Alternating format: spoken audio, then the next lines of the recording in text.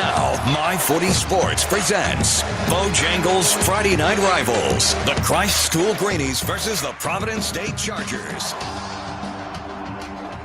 Bojangles Friday Night Rivals from Christ School. They welcome in the highly regarded Providence Day squad that is gaining attention not just in the Carolinas, but all around the country. With that, we welcome you in alongside my broadcast partner, Tom Van Hoy, Jason Patterson here. Always a joy to have you with us on Friday Night Rivals. And Tom, tonight, fans will see D1 level talent, and that's true on both sides of the football. Yeah, we've got a total of 7 that have been committed to Power Conferences, 4 for Providence Day, and Christ School has 3 as well. So we're going to see some individual athletes as well as a couple of pretty good teams. Providence Day points back to this game a couple of years ago as where it turned, and it's now parlayed itself into a couple of championships. And did it turn, throwing into the end zone for a touchdown, incomplete. Lost 25-21, won the next 7 at that point, 12-1 last year, won back-to-back championships, and off to a great start at 4-0 this year against a pretty good competition, including Northwestern, that was played in an NFL stadium in Charlotte. A special environment when these two type programs get together. We got plenty of storylines to walk you through tonight, but give us a sense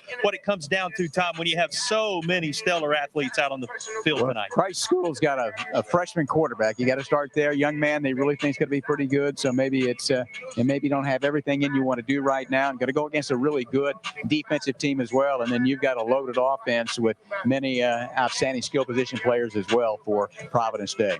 Much to keep an eye on, and kickoff right around the corner. We got Christ School and Providence Day set to do battle in Western North Carolina.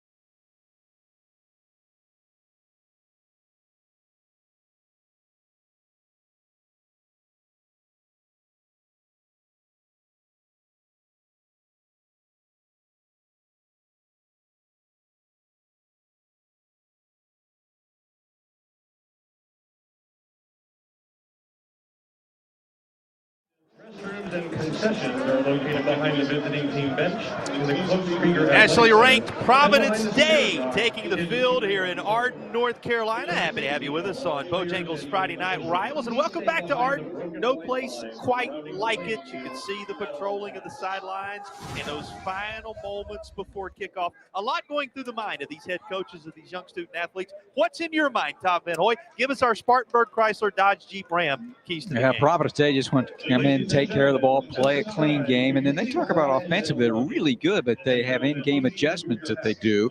And then if you're a Christ School, you want to keep it away from this high-powered Providence Day offense, and then you have got to get some stops on defense.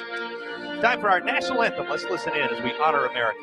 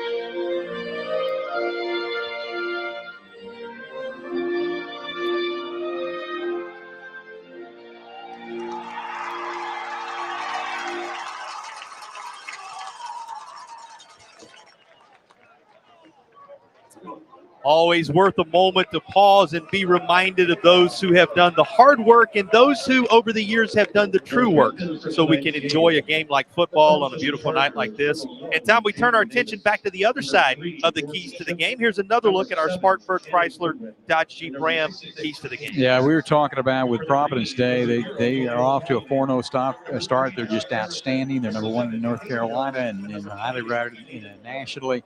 And offensively, they make some in-game adjustments throughout the course, so no really total philosophic off an off-tempo standpoint. And then for Christ School, they just would like to keep it away from that offense, and it goes back to trying to get some stuff on defense. What a story. The background of these two coaches, of these two staffs in general, something we'll get into as we work our way through this one tonight. But 2 years ago, this battle, a thriller down to the final snap, down to the closing seconds.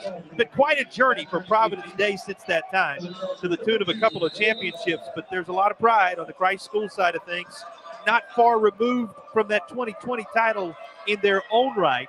And looking to prove something here at home by hanging around into the depths of this one. Only time will tell as foot is into leather, and we are underway between these two SAA rivals. And let's take a look at the group coming out onto the field to take things over for this Providence Day squad that won the toss, elected to take the football. Well, they did, and they'll have Jaden Davis come out, 6'1", 203, a senior. He is a commit to the University of Michigan. His numbers are big, 1,200 yards passing, 14 touchdowns, no interceptions, 75% completion rate. He's an outstanding player. Headed to University of Michigan. And sorry about that. Somebody tapping us on the shoulder right here in our open air booth to pass some information along. You signed that autograph, didn't you? We got somebody over here looking for a roster too. I'm not sure we can help with that, but we are working our way in here as we.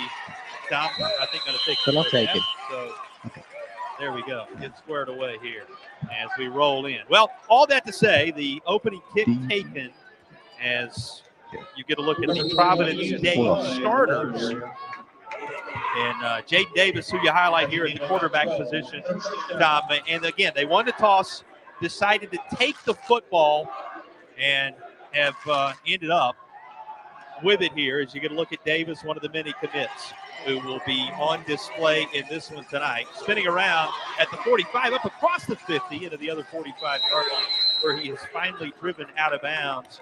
Davis, Tom, he's one of a couple headed to Michigan, going to be a Wolverine in the days ahead, and he's one of 7, as you documented in the open, who will play in this game tonight, already committed to play at Power 5 programs on Saturdays in the days ahead. Now, this is going to work its way backward as we got a flag.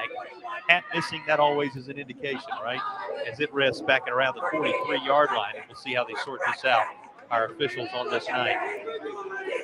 Jason squared away down there on the other side? Yeah, we did. Okay, I was just making sure all was well. Well, lady wanted to make sure we had the right roster. And a flag down here in a wild start at Christ School. We're up close and personal. Talked about just what a beautiful night it is here in Arden. And we always enjoy walking around here and just seeing what a fine facility is, as well as the way in which we are welcomed into these environments now. And you know you're going to see some highly competitive football. At least you're going to see the energy level there from a number of Division I prospects. One whose run is coming back on this penalty, which we'll get a glance at. Yeah, and if you take a look at it, we talked about his ability to throw 75% completion rate. It doesn't run all that much, but at 6 feet and about 203, he has that ability to do so. But you saw the block there that opened the door and it bring it back to 35 penalties on both sides. So that's how we get this one started. Jaden Davis, he was something else in the meeting between these two a year ago, Tom. A dominant performance for Providence Day when they met down in the Charlotte area, these two teams. We talked about how close it was the last time they played here. The opposite story, in effect, when Jaden Davis was on the money at home a year ago. And he looked to be here one more time and is. That's caught inside the 30. You can see how tough it's going to be tonight for these defensive players as we have our initial first down secured as you look at the defensive alignment for Christ School. Yeah, I tell you, for Josh Harrison going to Wake Forest at that defensive end position, you get into the linebacker crew. Caden Jones, he's headed to the University of Alabama, and it's a strong secondary as well. Khalil Conley, the free safety, He's going to North Carolina, so 3 Power 5 guys there. So look at the defense after the impact offensive play, the first one of the night. Here's the offense back at it one more time. It's on the far side. Wrestled toward the out-of-bounds area just near the red zone as we had on that first real connection that will stand out in your memory, our initial Hendersonville Family Dental first down. And here's how it worked very close to the red zone as he's forced out of bounds just on the far side. Boy, fast start here, as you might expect for the Chargers. Yeah, it's so difficult. Just caught one downfield for a big gain, and you throw it out of the edge to Ship, and young man that's going to the University of North Carolina. 7 of them. We'll document them all heading to Power 5 programs. And this is going to be caught, and that's across the marker. And guess what? You can move them again as another Hendersonville Family Dental first down is picked up. And this one, as it works into the First Bank red zone. And you got to be able to tackle that on the edge. The last couple, just throw it out there, let some of your skilled guys see what they can do. So a lot of pressure defensively to make the tackle in the open field. Great to have Ship in that role, Tom. You remember, talked about the quarterback job that was done here a couple of years ago, coming in, embracing that role. Went very deep into the depth chart to find a QB on that occasion. Here, the work being done on the ground and taking a little skip step to work into the end zone with the first score of the night. And here's Clyde working his way into the end zone. And a quick opening drive for the Chargers of Providence Day. Take another look at the touchdown run. Who shows his versatility, young man that has come into the program here recently, 5'9", 203, and he's only a junior. Junior running back Ian Klein into the end zone.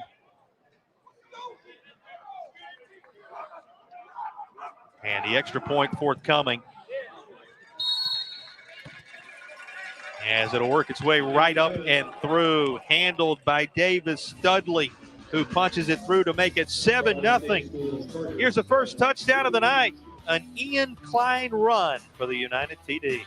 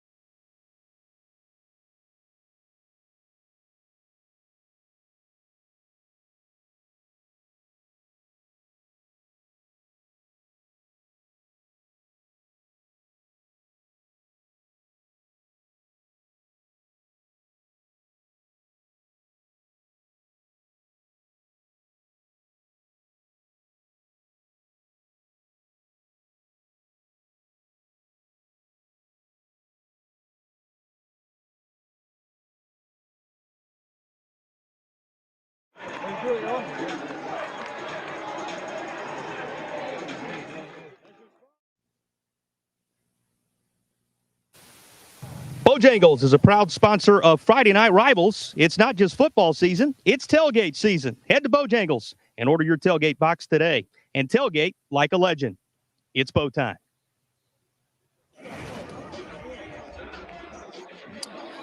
Well, a touchdown run for Ian Klein, the junior, able to find the end zone.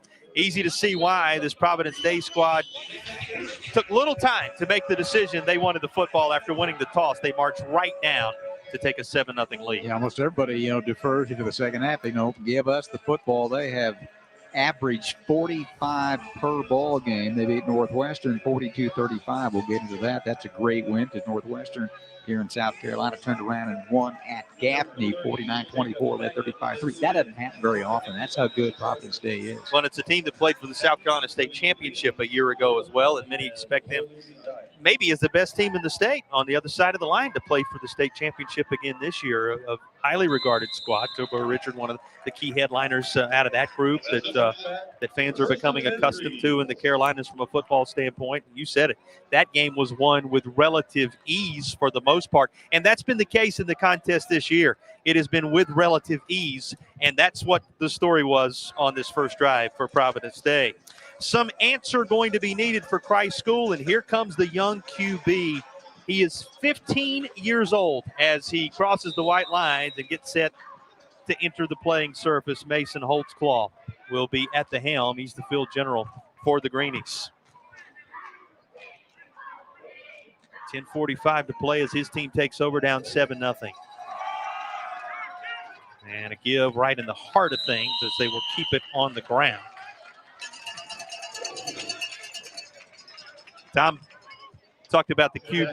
He may be 15 years old, but already garnering attention, getting some honors and some looks, and many who believe he's going to be one of the key performers moving forward for Christ School. Here are the performers tonight as you look at the Christ School offensive line. Yeah, you saw Caden Brown there a moment ago. Khalil Conley will be involved, the North Carolina commit. The left tackle, Sam Browder, Power 5 interest there. Sky Lu is from China. He's the left guard. They'll try to make a little bit of space. This kept on the ground.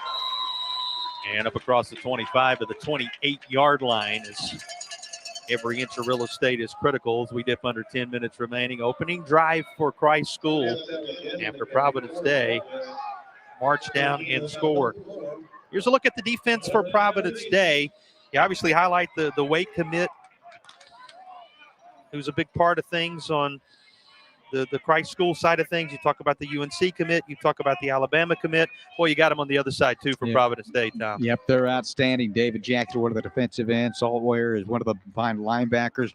You get into the secondary, they're probably as good as anybody in the country, including Brody Barnhart, who is headed to NC State and considered one of the best safeties in this part of the country. Yeah, what do they say about Barnhart? They said every one of the North Carolina programs in the ACC that took a look at him said he's the best in the Carolinas. Now, that is high praise. And as you said, headed to NC State, he and that group of white jerseys in there to bring down the ball carriers. So playmakers abound on this night. And as quickly as that first drive resulted in points for Providence Day, this one for the Greenies becomes a 3-and-out. The kick is away, and that's not without a bit of a challenge from David Sanders, who nearly got in there. And here's the return man. Speaking of Barnhart, he will bring it back across midfield, and the Chargers will set up shop in Greenies territory for their second drive of the day. And we talked about offensively and defensively how good they are. Special teams is pretty special, too, for this Providence State team. And, gosh, we talked about that 25-21 game here 2 years ago when Providence State lost their quarterback early on in that game. Their second-team quarterback had a broken hand that week in practice. And then Jordan Shipp, who was a middle school quarterback and now is one of the fine wide receivers in the country, he had to play quarterback that day and had to run to the sideline, get to play every time, come back in. They were that competitive 2 years ago. Quick strike offense, and they had to really slow things down a bit, rely on the running game with everybody in the yard knowing they were going to do it. Somehow hung around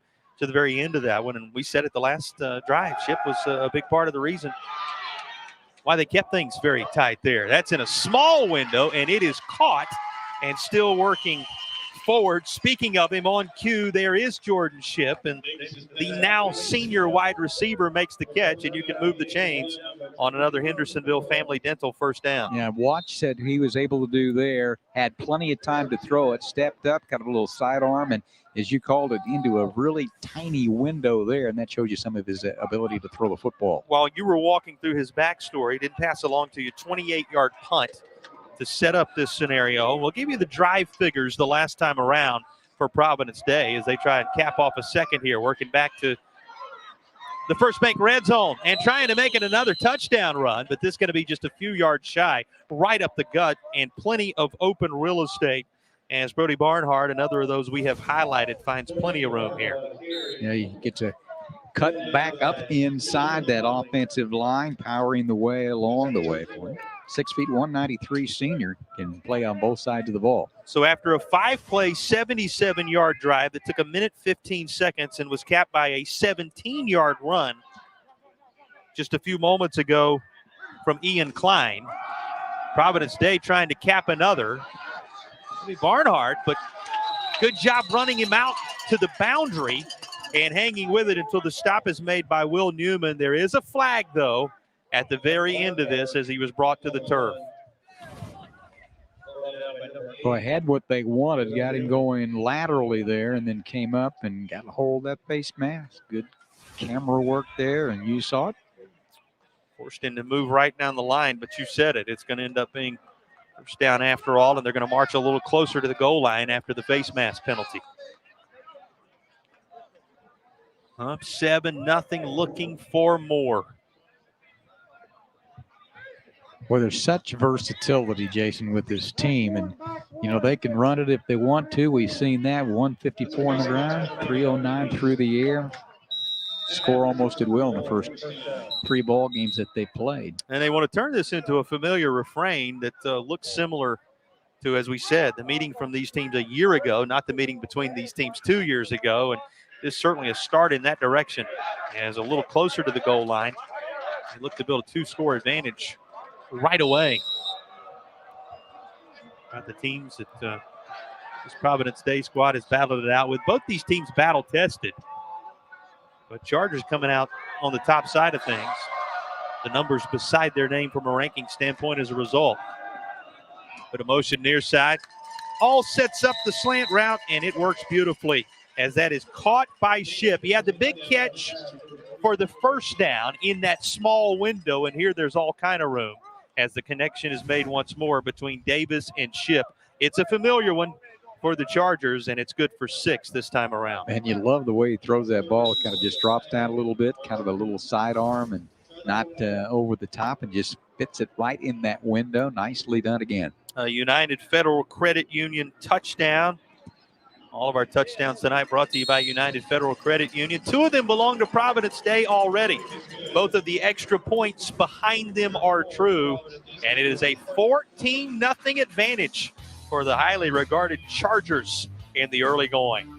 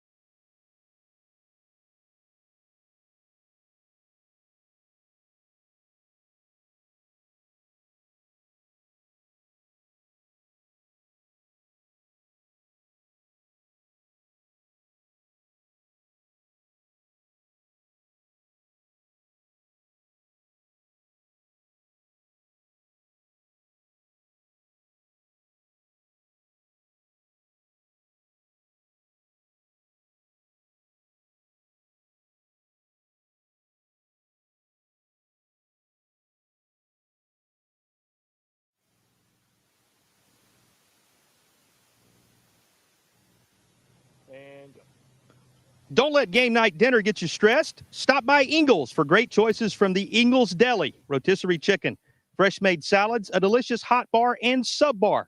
It's dinner and a snap, then off to the game. Ingles, low prices, love the savings. All right, the next one's going to be Ingles. 2 touches of the football so far. A 5-play, 77-yard drive. Took just over a minute. Capped with a 17-yard run, followed up now by a 4-play, 45-yard drive. Took just over a minute as well, 1 minute, 6 seconds, and a 2-yard touchdown toss to Jordan Ship, finishing things off that time around. The touchdown catch by Ship, the touchdown run by Klein, and just like that, it is 14-0 Providence Day. Well, and the other thing, Jacob Baggett for Providence Day is now kicked off 23 times. 10 of them have been touchbacks, and we talk about how important that is at all levels of football. Make it tough to claw back as the Greenies get set to work back out onto the field. Boy, such a tough slate having been played by this Greenies squad. You take a 15-year-old quarterback, a youngster who just kind of wading his way into his career, highly regarded though he may be, put him up against smothering defenses, and they're just trying to find something in the playbook right now to get things jump-started. This has a good look to it. As the toss, good for a handful for Isaiah. Look, staying home there, Tom, and able to make the stop when all is said and done is Drummond, the DB. Yeah, he's a freshman, and he got some help there from Klein, who you see him playing on both sides of the football. You'll see that be somewhat commonplace tonight for both teams. That's Isaiah, the wideout now part of the class of 24, trying to provide a little bit of that experience level for the young QB. He'll back up, pumps a couple of times, then tries to shuffle this out there. It's on the turf. And you see nobody but the white jerseys there in the general area. And so a penalty flag is down at the 12-yard line. Just kind of looked like he was loading up a couple of times there, Tom, to maybe make a deep go of it, and instead decided in the end to just kind of shuffle that back toward the line. And again, a penalty flag down at the 12. Ball in the end was covered up by the Chargers. And Jason, he had David Sanders coming after him, 6'6", 265, a junior. And the coach told us he's considered the number one recruit in the country for next year in 2025. I think I called him David Jackson in the open there, but David Sanders, make note of that. It's another look at the play, and it is going to be a grounding penalty, which will back the Greenies up a little further. See the pressure that was applied by David Sanders. Tom told you, his size, it really grabbed your attention right away, doesn't it? You can see why he's at the head of the class and the top of the list when it comes to future recruitment.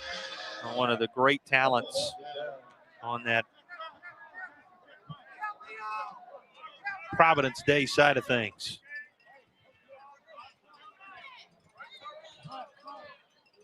Well, this is just a real tough situation now.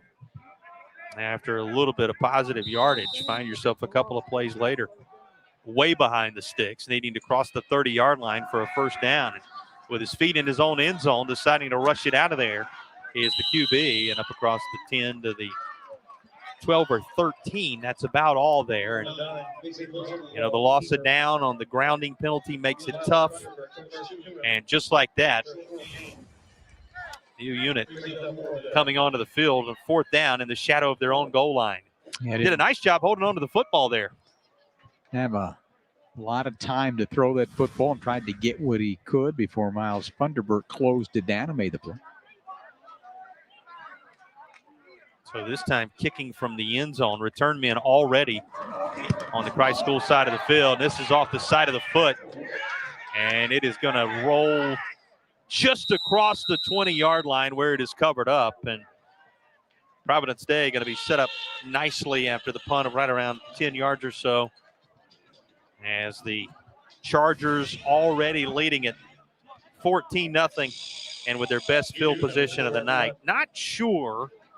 Didn't look to be Sanders getting a hand on it in any way, but he did certainly provide the presence that rushed that kick, and this drive will start right on the doorstep of the First Bank red zone. Yeah, field position was another one when we visited this week with both coaches, and it's been pretty difficult the last two with Providence Day having it in Greenie territory.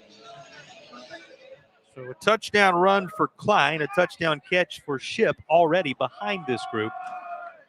And out of those two, Klein or Ship, it will be Klein.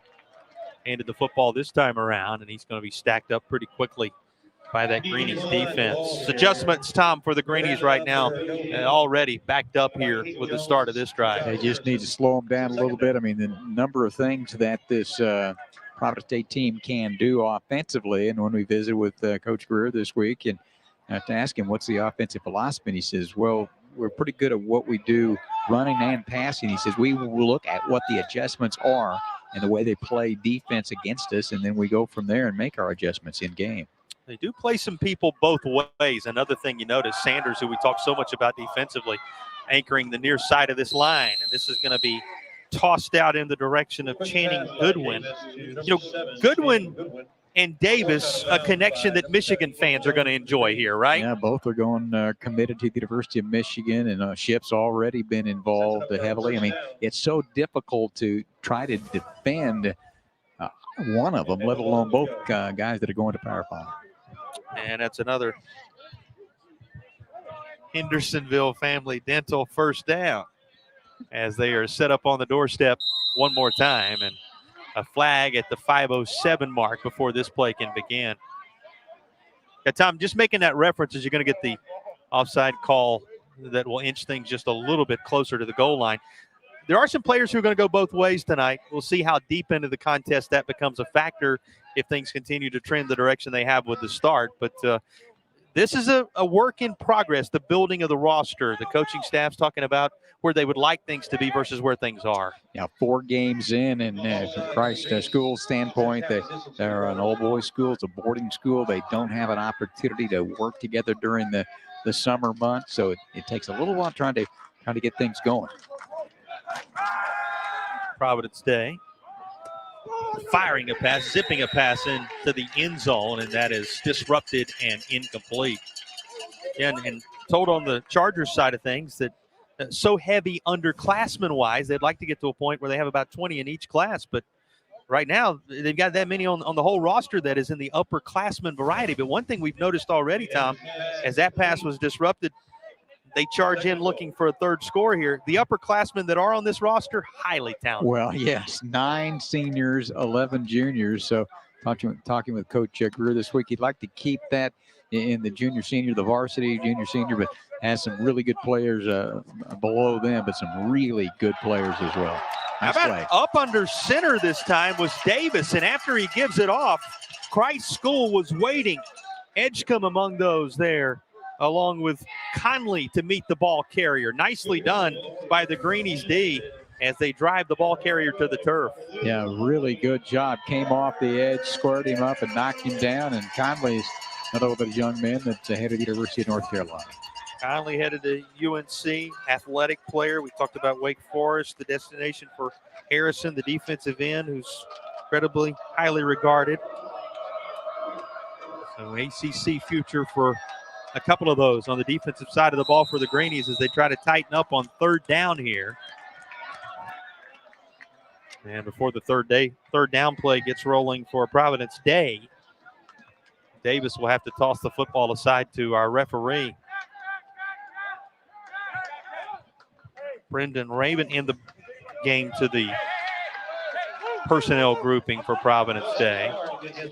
This was a false start, so it'll back the Chargers up just a bit.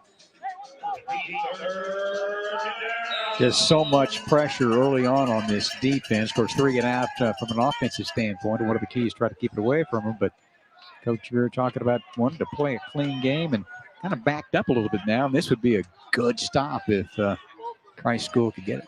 Yeah, what a lift this would be to come away with the stop here. And that looks like it's going to elude everyone. It will be 4th down. So starting with the best field position of the night, Providence Day to this point is turned aside. And 4th down coming.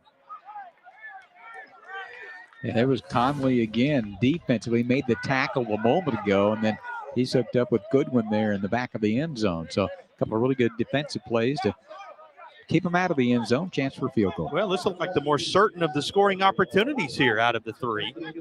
And on this occasion, the Greenies say not so much. And here is a field goal try as they'll work it up. And the field goal is good. How about that? The Ingles field goal challenge in effect. We remind you that Ingles Markets is going to be making a nice donation every time the field goal is in effect. Ingles Markets donating $100 to the Boys and Girls Clubs. And Ingles Market says good luck to all those participating in tonight's football game and the football games this season. And Tom, everything you would expect it to be on a kick from Davis Dudley there as he punches it right through the uprights, extends the lead to 17-0. Yeah, we've talked about the kickoffs and Baggett, and Dudley's their punter. He hadn't had to punt very much this year, but his ability to kick it through there as well. And, he get 3 points on the board, but if you're Christ School and you turn the ball over, or the punt was 10 yards and you got to the 20-yard line, and I think you got to feel pretty good. You didn't give up a touchdown, but you got your work cut out for you here. Baggett's getting set to kick off yet another time and see if he can kick one deep into the back of the end zone.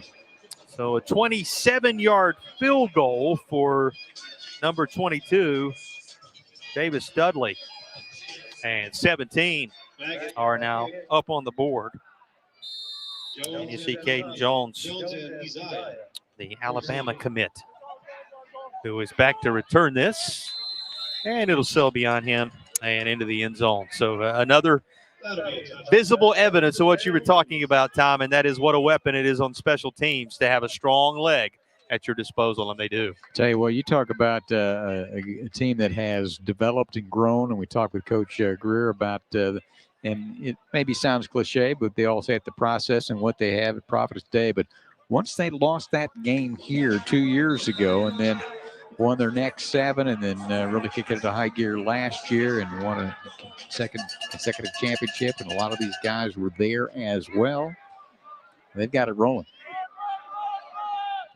That's going to be taken to the far side, up across the 25 to the 27-yard line. And Tom handling things at the snap this time around. Khalil Conley, who takes it himself for the keeper. So they turn to Conley, just try to find some type of formula to move the football here in the early going. Yeah, you got to get some 1st and 10s, and even if you don't maybe score, but at least kind of flip the field position, because you've been on your heels the last couple with the possessions at the 45 for a touchdown to the 20 just for the field goal. Well, and you want to make what your defense did in holding to the field goal just a little bit ago, stand up to some degree. A little left-handed toss out near side, and that is into the grasp of Isaiah, who is up near the 28-yard line after the reception. Here's another look at it. Look at that left-handed zip out this way. He's got Conley in there, quarterback, throwing the football that time, and one time quarterback at Asheville High School back in the day, a couple years ago. Connolly, who opted for the keeper the first time around at that quarterback position, and then again saw his tossing ability. Then familiar, as you said, the Western North Carolina football fans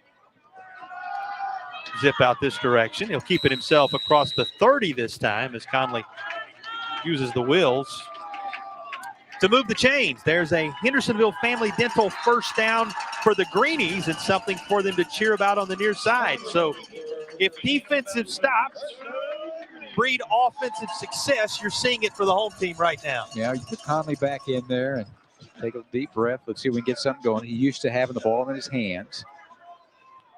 Did, of course, give up the points with the field goal, but turned Providence Day aside without a touchdown for the first time a moment ago, did this Greenies D. And now flags, and you can hear the collective moan of the home faithful as it looked to be Calvin Williams running for a while. Had there not been a false start to negate the result of this play. Here's another look at it on the line. Like the play call there. Just dump it over the middle. All the pressure coming up inside, playing on the line of scrimmage. You know, make them prove they can throw the ball a little bit, or you're going to walk everybody up there and jam it at the line of scrimmage. Now, granted, it may have been a little deceptive to the home fans because everybody in the secondary stopping when they heard the whistle and saw the flag just before the toss to the direction of the receiver. Speaking of a toss, how about this? In the hands of Jones, and he is loose down the far side. Another of those highly regarded prospects making his mark on this game early, and he provides a lift for the Greenies. Well, 6'5", 222 out of Asheville. That's a big play right there. We've seen and talked about his prowess on defense, but he's demonstrated his ability with the football in his hand as he goes down the sideline before he's run out of bounds. What did the coaching staff for Providence Day tell us? They don't just hand out scholarships to anybody, offers to anybody, the Alabama Crimson Tide. And you can see what's happened on the 36-yard run, and what a lift it is for this Greenies squad, as he has his team set up inside the 40-yard line of Providence Day. Given off to the ball carrier up near the 43. Cancel met after a gain of about 1.5. Inside the final 2 minutes of the opening period, boy, this drive, if nothing else, gives a well-deserved rest to that defense that tightened and held to the field goal to keep it at 17-0 a moment ago. Providence Day, a couple of drives taking just over a minute. One of 77 yards, one of 45 yards for the 2 touchdown scores. And it's going to be another dose of Conley. Keeps it himself outside of the 30. And I'm going to say he's down just shy of it. They'll call it the 31. They're going to fake it up inside and then step outside. Good interior blocking there to turn it back inside on the defensive standpoint, and get the spin move there and able to block him that way, and that provided opportunity for Conley to get outside and get a good gain. You alluded to it, Tom. Western North Carolina fans aware of it. He has experience at this position, and it's 6 plays plus now, the longest drive in effect of this contest. Easily so for the Greenies. And a pass caught, going to move the chains. That's a Hendersonville Family Dental first down. How about this execution? Big zip of a pass, a consequential one. And that's the pass to some degree that the Greenies thought they had a moment ago. Calvin Williams makes the catch. This one not coming back on the penalty as the prior one did. And it's first down, a fresh set, as they knock on the door of the red zone. Give it back to Jones again. Jones still fighting through the defense. And he's down around the 5-yard line. Well, he's been the catalyst on this drive. Caden Jones going to move the chains again. That's another first down. Another Hendersonville Family Dental first down in the depths of the First Bank red zone. And what you really liked about this, and we're going to get another look at it here, is he didn't go out of bounds. He just kept accelerating down the sideline and got about 7 more yards. Wanted more. Big guy. Explosive. And you know what they want on the Greenies side of things with the closing seconds of this half. Keeping it himself, going through the potential tacklers for the touchdown is Khalil Conley. Well, Conley looked to be marked as he worked his way toward the goal line. But though the defender had his mark, he rolled right through it with determination. And Khalil Conley has the United TD to put the Greenies on the board. Well, that was one impressive drive. After a couple of 3-and-outs, you make a change at quarterbacks, settle the young freshman down, and Conley gets a chance there to navigate down the field and got help from a lot of different folks, including Caden Jones and Calvin Williams along the way. Looking for the combo of Khalil Conley, the North Carolina commit, Caden Jones, the Alabama commit, and the surrounding cast to tighten things up a bit. 7 on the board for Christ School behind Conley.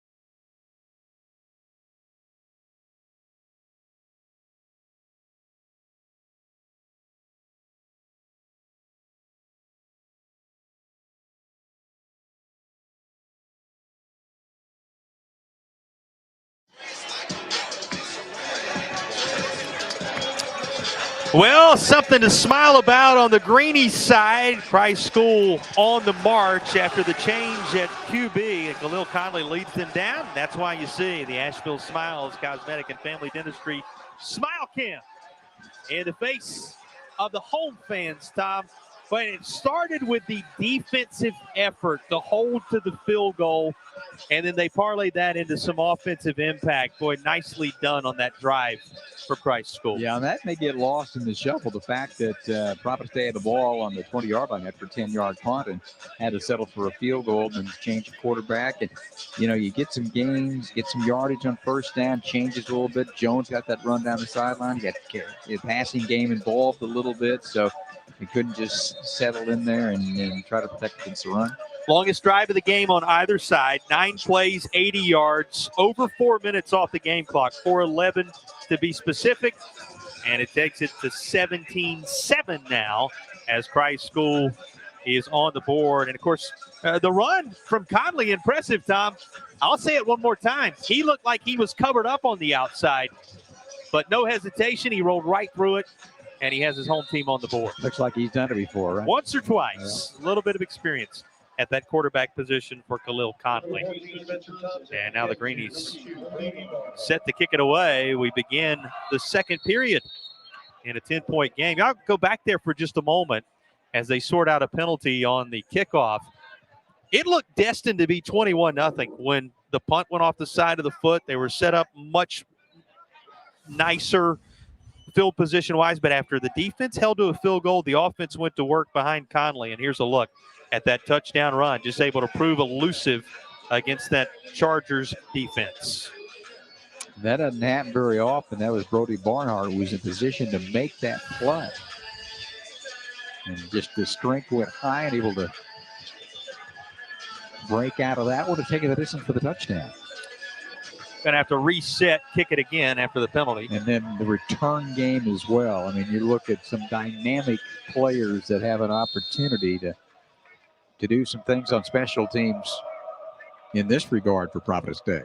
Barnhart, the deep man, as he stands a couple of yards shy of the 10. He'll field this at the 5.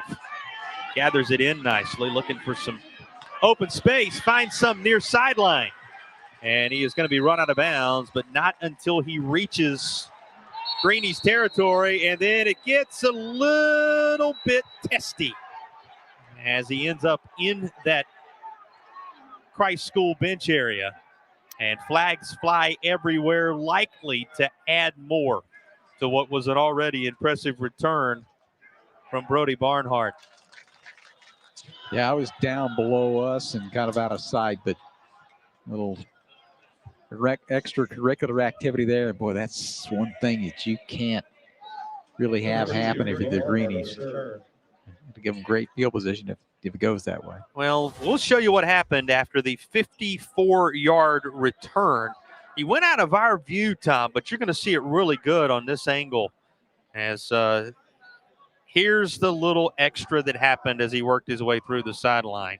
And then it begins to get testy beyond that. Here's one more look at it from a different angle. Yeah, it wasn't on the tackle, I don't think. I think when you're out of bounds and then maybe a little bump there you saw it on the sideline, put a shoulder there, and Barnhart didn't like it and got in the face of one of the Christ School players there, and will get the penalty against the Greenies.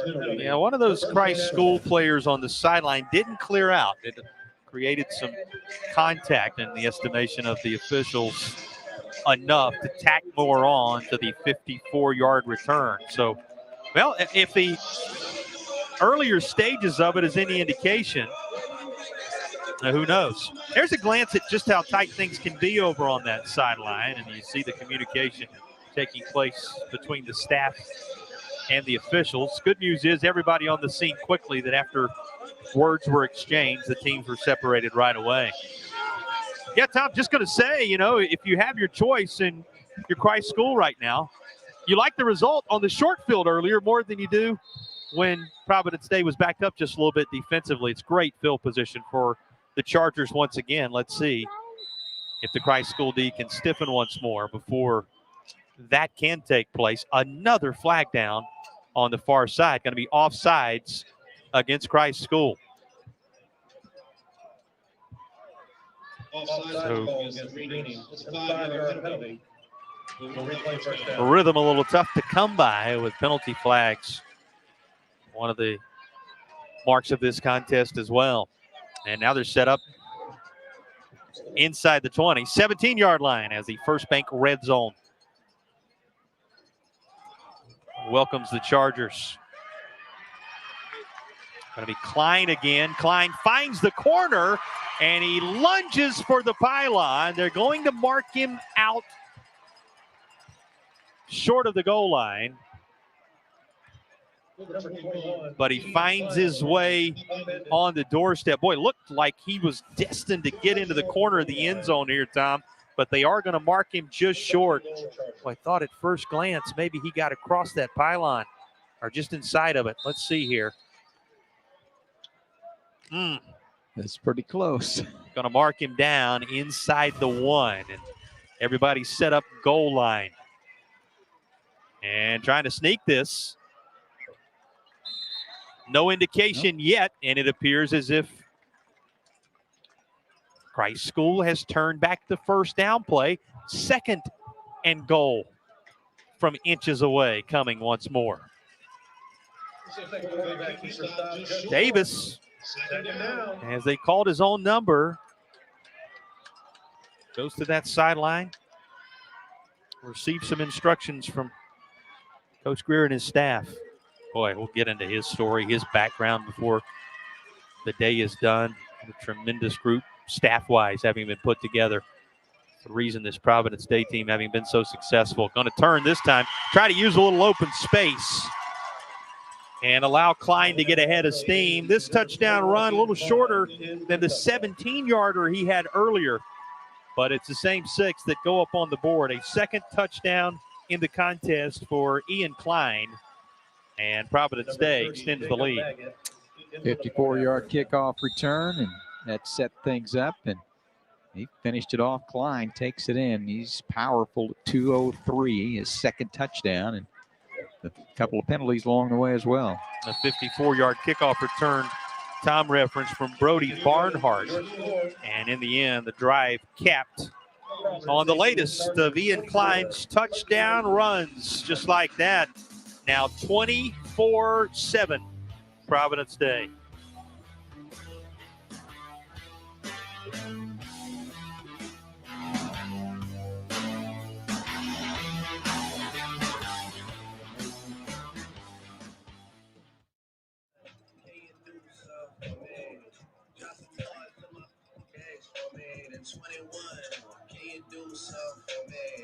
Can you talk to the ops next for me? 21, do your thing, 21, do your thing. Do your thing, 21. Yellow diamonds in the white. People cost a lot, never seen them stuff that. That's how you shot. I do in the Spanish mode, I do that a lot. Took the panties off and then put it in the flat. Go this way.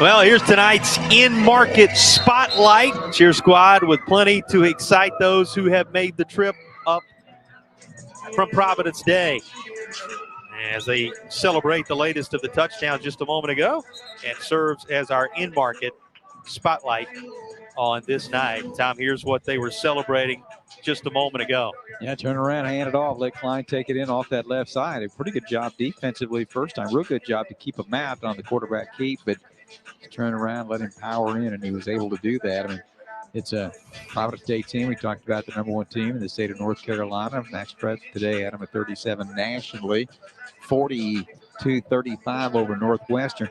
Game 1, that was at the Panther Stadium at NFL Stadium before 12,000. South Carolina and North Carolina get together, and Coach Greer talking about what a fantastic, for both teams, experience it was for them to be able to do that in an NFL stadium, and how the Panthers worked with them to make that happen. Yeah, how about the Panthers getting that done?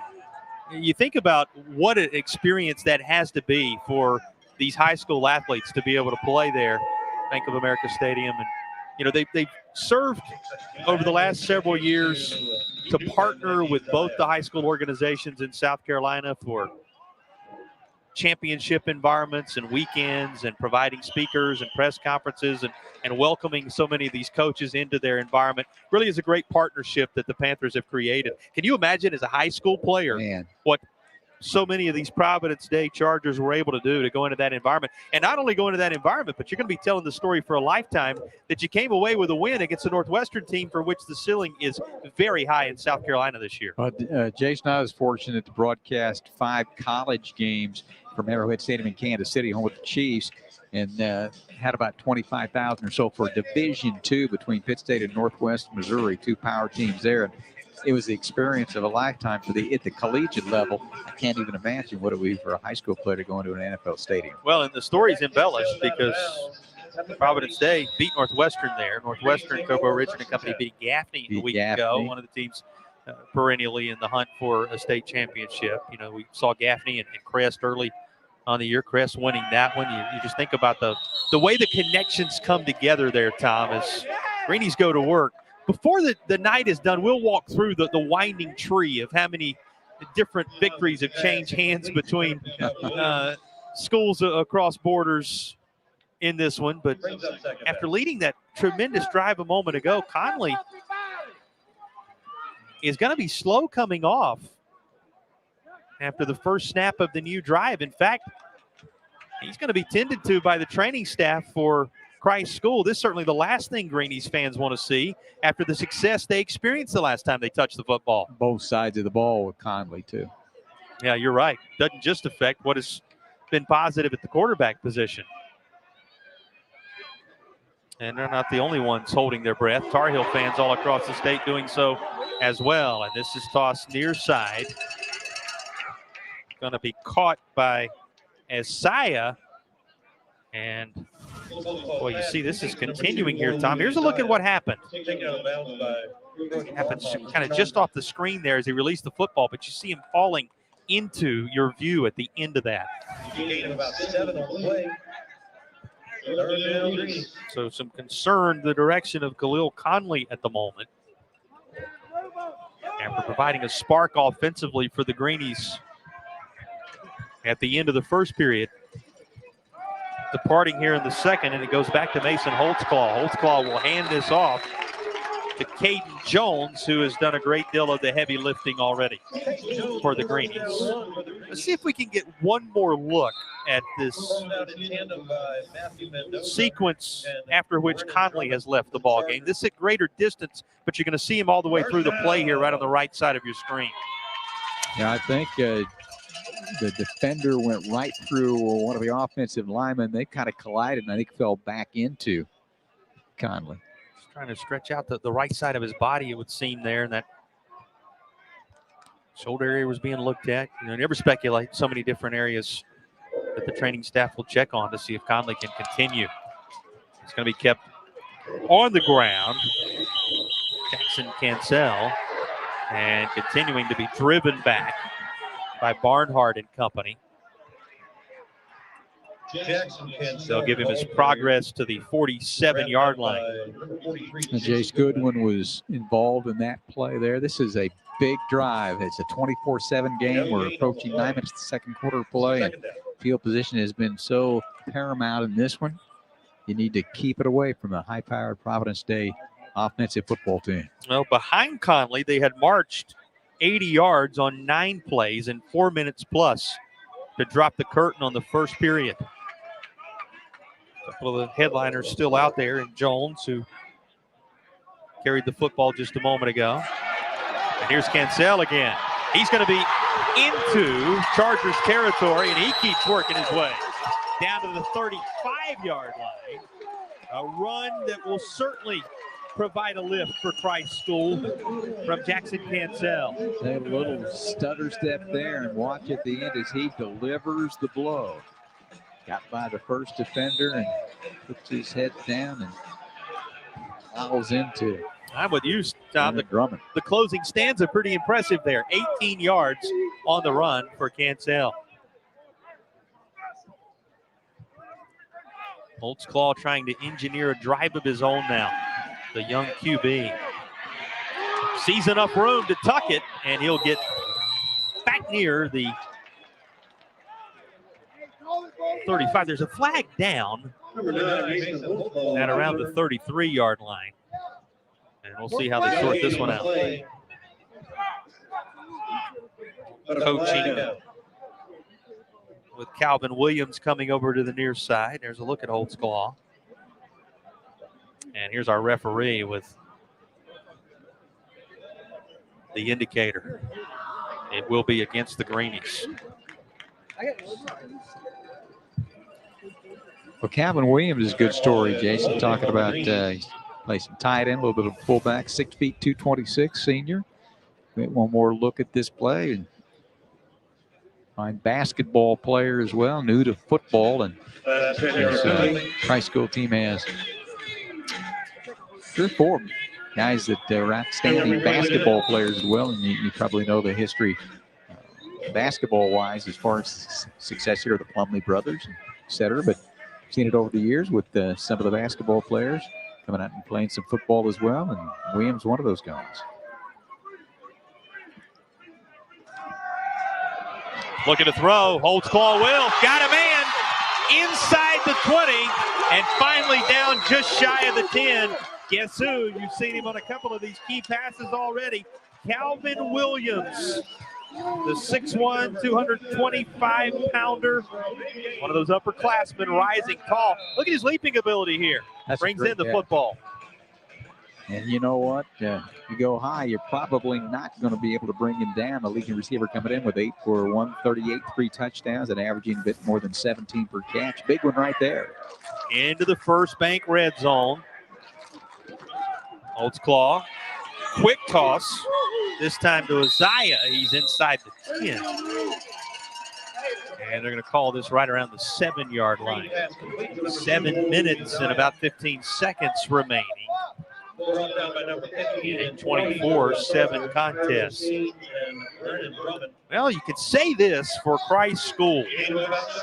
They answered that early punch of the 2 scores from Providence Day, and now trying to answer the most recent touchdown from the Chargers to get back within 10. And this with Holtzclaw back out there at the quarterback position. Going to be taken by Cancel, and he runs into a pile of defenders at around the 3-yard line. But Cancel able to get it across the sticks, and that's enough for one more Mills River Family Dental first down. 8th play of the drive following the Mills River Family Dental first down. Remember, it was a 9-play, 80-yard drive. The last time the Greenies found success.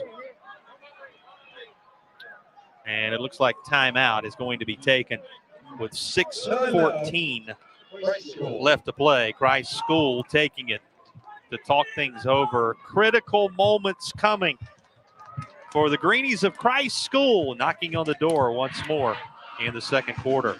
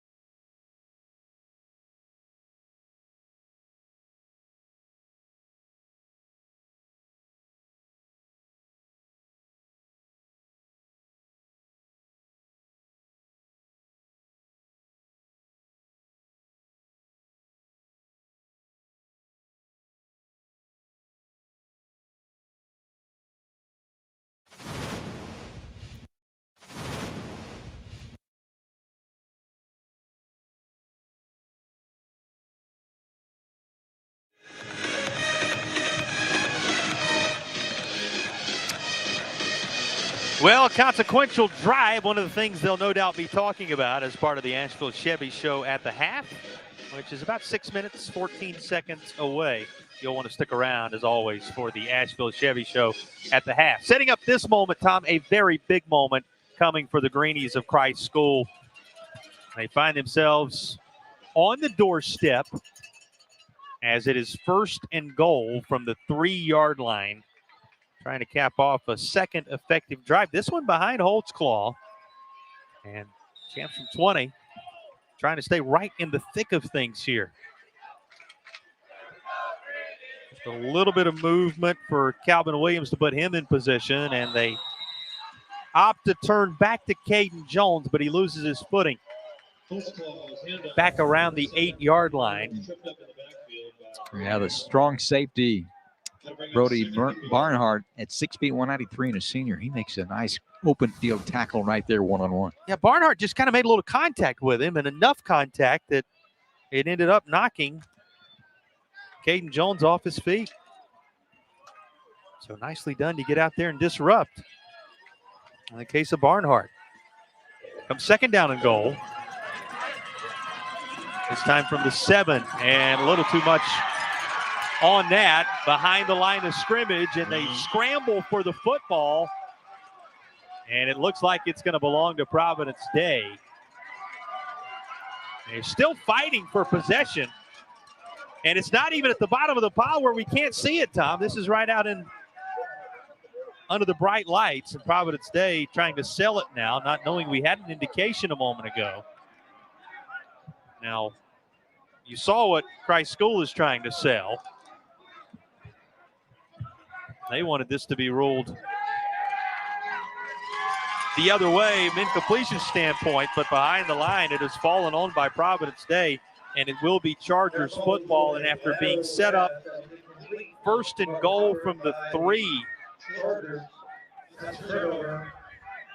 the scoring opportunity dissipates on this delivery. They tried again far side to work it to Caden Jones, and Tom, here's one more look at it as it's just off his fingertips. The pass a little too tall, and then after the scramble for it, it goes with the Chargers. Yeah, able to come up with their good look at it down the line of scrimmage, backward. Right off the turnover. Good adjustment to make the catch by Jordan Shipp, who had the touchdown catch earlier. And in the air, you see the control he has of the body. Take a look at the job he does to adjust midair. Yeah, he's behind him, able to gather with 2 hands. 6'2", 185 senior, 25 catches, 471 yards, 4 touchdowns coming in. Well, before it passes us by, let's not forget that was a 10-play, 5-minute drive for Christ School, which resulted in the turnover, and the Greenies come away empty.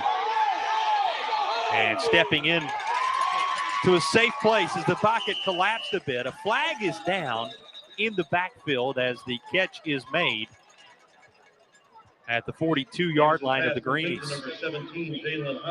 And Providence Day's linemen walking backward as if they know the ultimate outcome here. But a couple of flags down. I was going to say, Jason, again, the ability of Davis to put that in a small window over the linebacking crew and in front of the secondary. I mean, he's had 3 or 4 of those tonight where he's had to be pinpoint. Now, some of it had to do with the fact he had time to throw it. But watch this again. Just lets it go. And I'll add to that, Tom, the ability of Davis to find a small window in which to throw that football as things were becoming crowded in the backfield. It is a penalty against Providence Day. It's going to back the Chargers up to around the 32. And the clock resumes its activities with 4:38 ticking downward to play in the opening half.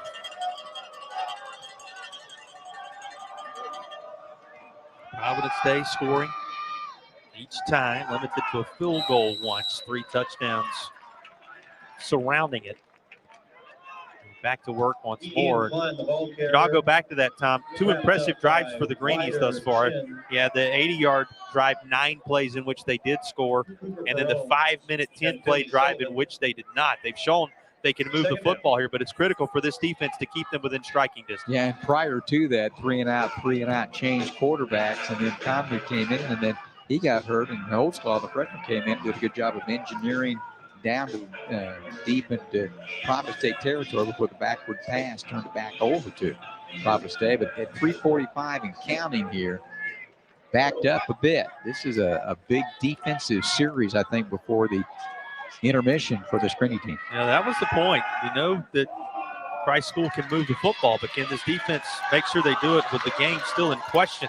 Lost a referee there, but the good news is hops up quickly and looks to be okay as bodies collide near midfield. This play going to shake out at around the 47-yard line when all is said and done. Yeah, got hit pretty good. You get in the mix there, and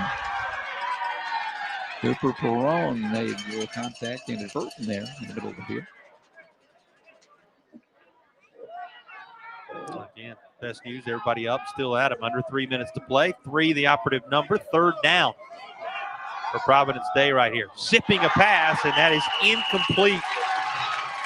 Tried to connect with Channing Goodwin, but the secondary was coming for the Greenies. And 4th down is on the horizon. That's a big hit right there. That's a quick slant, and actually settled in right there. But from behind, able to power into him was Iwanek, Jacob Iwanek. Jacob Iwanek, linebacker as well as a halfback and on this roster.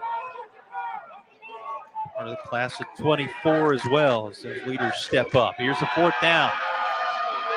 Selection, and a man wide open down the far side, and he will coast into the end zone. Different outcome this go around for Channing Goodwin, as the connection much longer, much more effective, much more impactful. 53 yards for a united touchdown on the connection between Davis and Goodwin. Yeah, broken defensive play there, wide open. One of the toughest things to do is to catch the ball when there's nobody around. You just let it go, and he reels it in, and he'll take it in for a touchdown on a 4th and 6 play. That's a big one. 4th and 6, nobody in the zip code of Goodwin as he makes the catch and takes it in to push the lead to 31-7. Here's one more look at the end of the touchdown toss from Davis to Goodwin.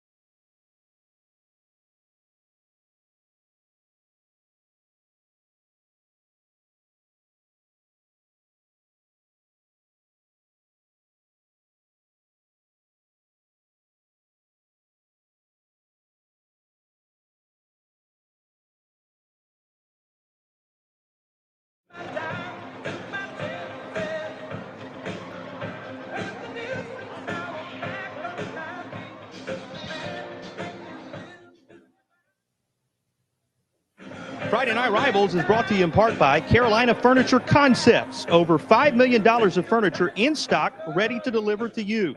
Visit their Arden and Waynesville showrooms or go to CarolinaFurnitureConcepts.com.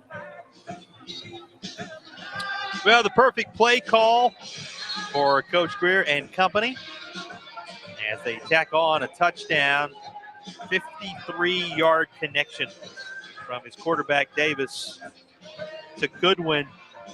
2 minutes, 19 seconds on the drive, 5 plays, 78 yards after the turnover as his crew made a count to the tune of a 31-7 lead. But what a story, what a journey, Tom, when you talk about the road that brought him to Providence Day. Of course, a Charlotte guy through and through. We'll get into it in the second half. Stick around. You don't want to miss that story. But the guy who thought he was settled in for a lifetime at one place, the journey took him another. And, boy, what a couple of years it's been for Providence Day. And you don't have the type of championship success that he and his staff have put together without ultimate confidence, and that's what they showed on that 4th down call. Well, they did, and, you know, just think of the change in emotion there. You're looking at maybe a 24-14 ball game, and all of a sudden it turns into 31-7. And a touchback as they will take over and looking to answer what is now the 31-7 lead. Here is the 4th down play one more time. Again, a 53-yard connection Goodwin, who he tried for on the third down play that was well covered, found wide open spaces. For those 6, you'll see that a whole lot more coming up on the Asheville Chevy Show. You don't want to miss the Asheville Chevy Show at the half. It's just so difficult to defend. You got Goodwin out there. We talked about Jordan Shipp, Channing Goodwin going to Michigan, and he comes in with 14 catches, 265, and that's 4 touchdowns on the year. Those two, how do you defend them? A lot of different weapons offensively. Yeah, pick your poison, as is often termed. Certainly the case in this one. Still up and driven out of bounds after crossing over the 40-yard line.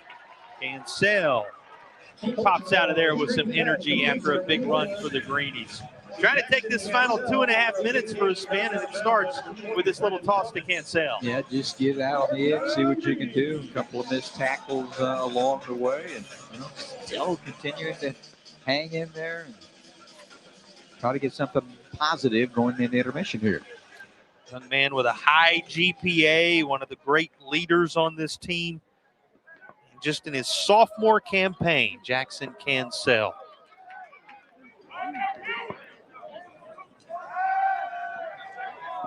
Tossed, holds claw, intercepted. Right place is Kairos Gaines, and he's going to make a cut to find the end zone himself. A pick 6 for Kairos Gaines, the DB. And that'll extend the lead further for Providence Day. And you remember Gaines spent some time of AC Reynolds fame and now finds his way back into the end zone in the Asheville area on this pick 6. Yeah, stared it down all the way and just threw it right to him. The receiver had gone down the field a bit, and then he knows what to do with it once he gets his hands on the football. He takes it the distance for the touchdown. Yeah, part of the runs that AC Reynolds has had over the years. Yep.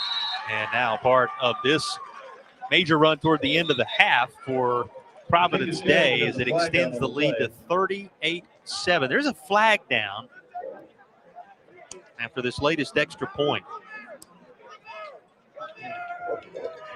And it's going to be offsides. Gave the motion and then said, no, wait a minute, other way, offsides. And the extra point good as that penalty will be declined to keep the result of the try. Here you go, Tom. One more look at the pick.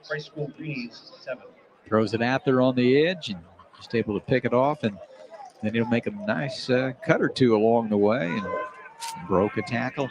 Nicely done. And we talked about that secondary. Man, is it good. We talked about Brady Barnhart. He's at NC State. We haven't mentioned Braxton Winston over the left corner. And tell you what, Drummond, that freshman, is the free safety, and that young man has been in on a lot of plays. Not afraid to stick that helmet in there and take a blow or two along the way. So, and talking with Coach Greer this week, talking about how good that secondary is and can be this year, and they demonstrated it right there with the interception by Gaines, who come into the program. Looked to be hemmed up around a 30-yard line or so there, right? But was able to, as you said, break a couple of tackles, and Gaines working his way to the end zone. And boy, you think about the moments that change a football game. A 4th down conversion of consequence followed by a quick pick 6 after the Cancel run provided the lift for the Greenies. And just like that, suddenly there's some breathing room and major separation. Yeah, you're just a couple of minutes ago on clock time, real time, about 15 minutes, it looked like it was going to be a 24-4, or chance to be 24-14. And next thing you know, it's 38-7 with 2 minutes to go in the first half. Well, the 2 scoring drives for the Greenies have been the one scoring drive, I should say, the 2 long drives for the Greenies. The scoring drive of 4 minutes plus, in which they traveled 80 yards, and the long drive of 10 plays, 5 minutes plus. Not that kind of time to work with here before the half. 2:17 to play, and a sense of urgency for Christ School as they take over. And even if you want to go back to that kickoff return, 54 yards by Barnhart, the 15-yard penalty, and then another offsides penalty, and taking it down with the first play to the 1-yard line, and scored 2 plays later. So Providence Day cashing in on some opportunities here tonight. Screen set up far side. Able to bring it in between the hashes. Catch is made by Hamilton, the wide receiver at 6'6", 203. Getting involved here. Hamilton on the screen pass. Holds claw back out there. Tom, remember, worth noting, after Khalil Conley led the touchdown drive, he departed, looked to be a little banged up, tended to by the training staff. Holtzclaw did march him down the field on the ensuing drive, or even though the interception a moment ago was part of it. He's back out there firing away once more, and he connects with Calvin Williams again. That's first down yardage, and it takes them into Chargers territory at the 49.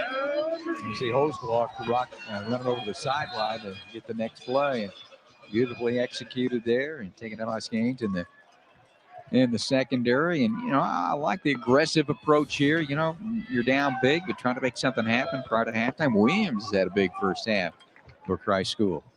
Toledo, New Mexico State, already giving some attention to Holtzclaw among the offers he's receiving, and that's at age 15, Tom Menhoy. So there's still some time for him to grow into the shoes and receive the further offers. But you have to love the way he has battled right back and not afraid to fire away after some difficult results a moment ago. Now, first 2 3-and-outs to begin the game, and then Conley comes in, and he stepped back in after Conley left. And great size. I mean, you mentioned 15 years old, 6'4", 190. I happen to know all those guys at New Mexico State. Jerry Kill's the head coach, and Tim Beck is the offensive coordinator, and a couple of guys that I know from past activities. Minute 12 to go for Holtzclaw and this crew. And he's going to just fire this one out of bounds. Got rid of it with 1:06 to play to preserve the chance to live to fight another day on this drive. And a little bit extra at the end of that. The fans, you may have heard their reaction and response, and there was a flag that was thrown, as it is going to be a late hit on the court of roughing the passer call coming here. And over on the far sideline, we might get another look at it here. Lets it go and out of our view there and rolled over. See the end result of it, the flag coming in right behind it. Holtzclaw just trying to get rid of it. Instead, well, they did not walk this off, set everything back up, and now it looks like our officials said, wait a minute, this does need to be moved forward for Holtzclaw and his team's benefit, and they will now march it off. The 15 taking it inside the 35, and you also get a fresh set. That'll help with 1:06 to take for a spin here if you're Christ School. Got fireworks going off in the distance here, Tom. Is that a vision of things to come? Looking for the on-field fireworks, long pass thrown, and that is incomplete, just out of the reach of his intended target. He tried to connect with Will Newman over there. Well, as you can see on the screen, it's very picturesque with the trees that are relatively close to the field down this near sideline. Yes, it is. Kind of could disappear over there if you're not careful. But you said it. We all took in the mountains on the drive this morning, this afternoon, and certainly the views that you get from around this facility, this pristine field. You've never been here, certainly something to behold here in Arden, North Carolina at Christ School. Homestanding Greenies trying to make use of the final minute 1 of this second quarter, and this is thrown in behind Calvin Williams. And incomplete, 56 seconds to play in the half. I'll tell you, Williams, he had him. He just missed it, and that's a good matchup there. That's Gaines and Williams going head-to-head over that way. You know, Tom, this team, they played a schedule of murderer's row. You think about all the different states they've stepped into, all different places and environments in which they have battled. This is a battle-tested crew for Christ School, and they're getting more experience against one of the best teams in the land. Well, we talked about Providence Day and Northwestern in the Battle of Carolinas there. They opened up, talking about Christ School Lounge, Georgia, out of Valdosta. They played in Moultrie in the Georgia and Carolina Challenge there. So multiple states on the schedule thus far. Yeah, they have. They're 46-21, lost that one. And they had difficulty really getting some games in. They played St. Joe's out of New Jersey, lost 49-10. Played a team from Tampa, Florida, Carrollwood Day here, 38-14. And then Rayburn Gap back in Georgia, 41-21. And those teams, after 3 weeks, were 17-0.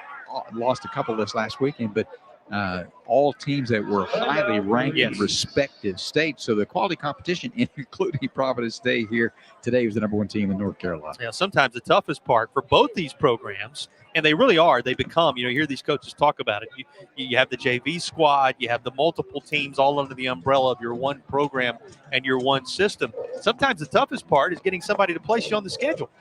Well, and we talked with Coach Walker earlier this week about they actually got a scrimmage in, and you can't find, nobody will schedule them, or they can't find one. And finally, our friend Greg Porter at Greenville High, lived in Hillcrest High there in the Greenville area, called them, and it was a really cool deal. It was 2 days at Furman University on their campus, and eight games and 16 teams over that 2-day period. And they got an opportunity to play Greenville, and Greenville, one of the better teams. They've lost a couple games earlier this year in South Carolina. So for them to be able to have that opportunity as a scrimmage against a really good team in the venue like Furman University, he was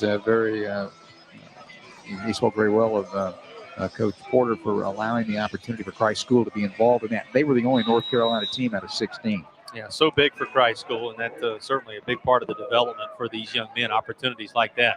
Here's a fourth down, a real time, grow up before your very eyes type moment for so many of these youngsters. Holtzclaw takes it in hand, and on fourth down, fires. Good adjustment to get to the football. And that's going to be enough to move the chains and then some. Clock stops as he's out of bounds with 43 seconds. Talking about Calvin Williams once more. Boy, really helped his QB out right there, Tom. He really did. He hit him that time. He missed him a little bit earlier, and he's looking that way all the way, and you got it in that little bit of a gap as well. He talked about Davis being able to drop it in there. Nice job by the freshman Holtzclaw to find Williams, who's been his major target here in the first half. Well thrown and under the pressure of a fourth down must-have-it scenario late in the first period. With 43 seconds remaining, they are set up in the First Bank red zone once more. First Bank, 21 locations in western North Carolina and upstate to serve. 16 of them in western North Carolina alone. And there's another toss. Familiar target, caught again by Williams on the far side. Minimal yardage this time, certainly compared to what we saw a moment ago, but as important, the clock stops with 38 seconds to play. Well thrown. Williams, big guy, 6 feet, 227, had that inside position on Scanes, and Holtzclaw throws it the only place he can really catch it there. See that? Good throw and catch, short game, but a game nonetheless.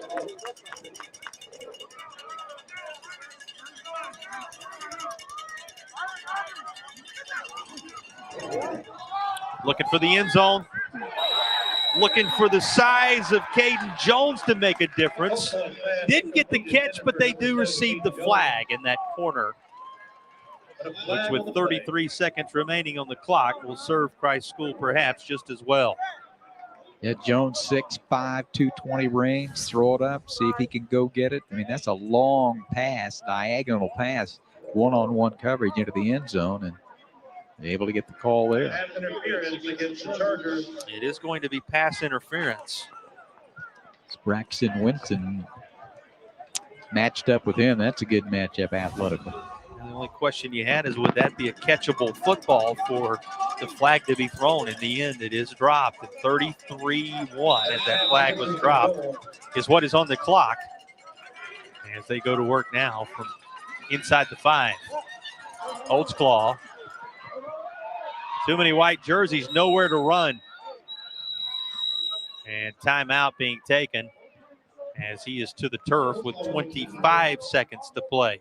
Tried to roll Holtzclaw out this way, but nobody in white seemed deceived.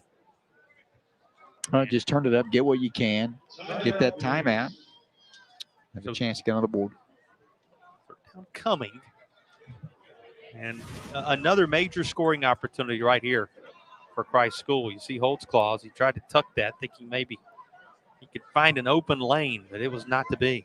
Yeah, able to force him back inside where Leo Delaney was there. Delaney's another guy they really like as well on the offensive line and also on the defensive line as well. Saw Jace Goodwin at the very end of that thing. Another name we haven't really called that much tonight. You know, we talk about, and justifiably so, that the number of Power 5 commitments that these two teams have, which is a total of 7, but in visiting with both coaches, there are a lot of other players that are getting a lot of looks, not necessarily Power 5. Some are, but there are others at, the FCS level and in Division II, and they really believe that on both these teams that there are tremendous opportunities for a lot of these young men to have a chance to play at the next level collegiately.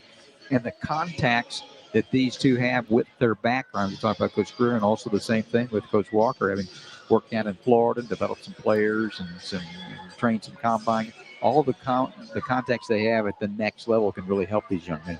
What did Coach Greer tell us? Hampton Sidney's been on the phone questioning about a couple of different athletes. And you said it, FCS, D2, so many different places that these athletes can go. You're seeing a lot of Saturday guys go right back to it, this time able to fight off the defender and come away with the catch for the touchdown.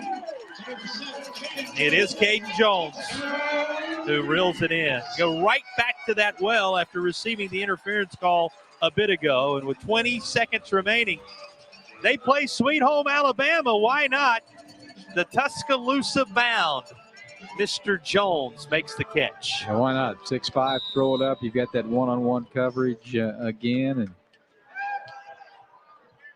able to make that catch in the touchdown. It's a name that served them well down in Tuscaloosa, Alabama over the years, right? Here's another extra point. All true on all fronts in the extra point department for both teams thus far in this one, and it cuts it to 38-14. So a lift, Tom, as Christ School is able to take advantage of what you would think is their final chance of the half here, and something to build on as they head to the locker room. I'll tell you what, that's an impressive drive. I mean, you're down 38-7, and you're, kind of getting it handed to you a little bit, and how are you going to respond? And, that was a tremendous run. And much like what Providence State did, who scored on a fourth down play, they were able to convert on a fourth down play and then provide opportunity to throw it up and let 6'5", Kate Jones go up and make that catch for the touchdown. Oh, we said they didn't have the time for the 4-minute plus or the 5-minute plus drives we saw earlier, but in a minute 57, they still ran 10 plays. And there you go. And they like it when they have the opportunity after the touchback to go 80 yards. They do so for the second time in the game. That's the second 80-yard touchdown drive.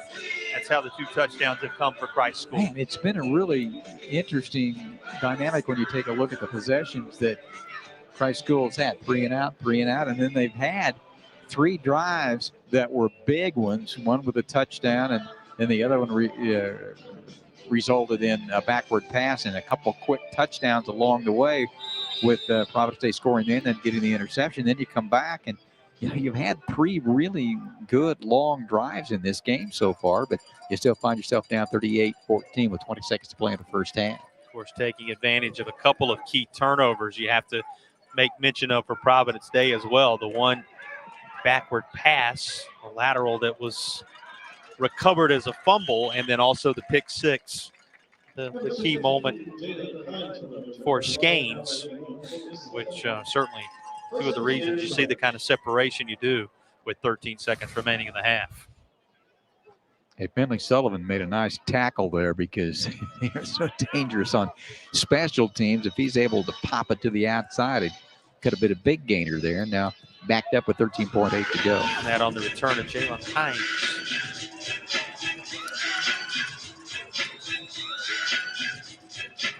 Well, each time Providence Day has had the football, has proven to be effective in this first half in one way or another.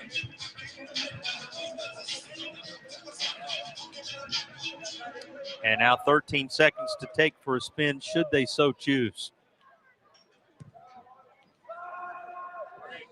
Going to be a screen play. And now running through toward the far side hash, 5 seconds, and downward it comes. There's a flag down at the 22 or so. Number 3, George Ship. And right where the screen was set up. And Tom, not tracking penalties tonight, but the number's certainly climbing. Should mention, before this thing gets away from us too much, we don't always have the luxury anymore of having Tim Amos in the booth, or in this case, in here with us in the broadcast area at Christ School. What a surprise it was, and a luxury it is to have our friend Tim Amos, who was a longtime producer on Friday Night Rivals. I guess you have to say Thursday Night Lights, Friday Night Lights, and Friday Night Rivals along the way, and certainly well known in this Asheville area for his impact on high school sports and beyond, on all sports. And anytime we get to see him, puts a smile on our face, just his presence and also the numbers he provides. Yes. Big time for the broadcast. So a big thanks to Tim Amos Takes a lot of pressure off of me. for surprising us with his presence tonight. Always fun to have our friend here with us in the broadcast area.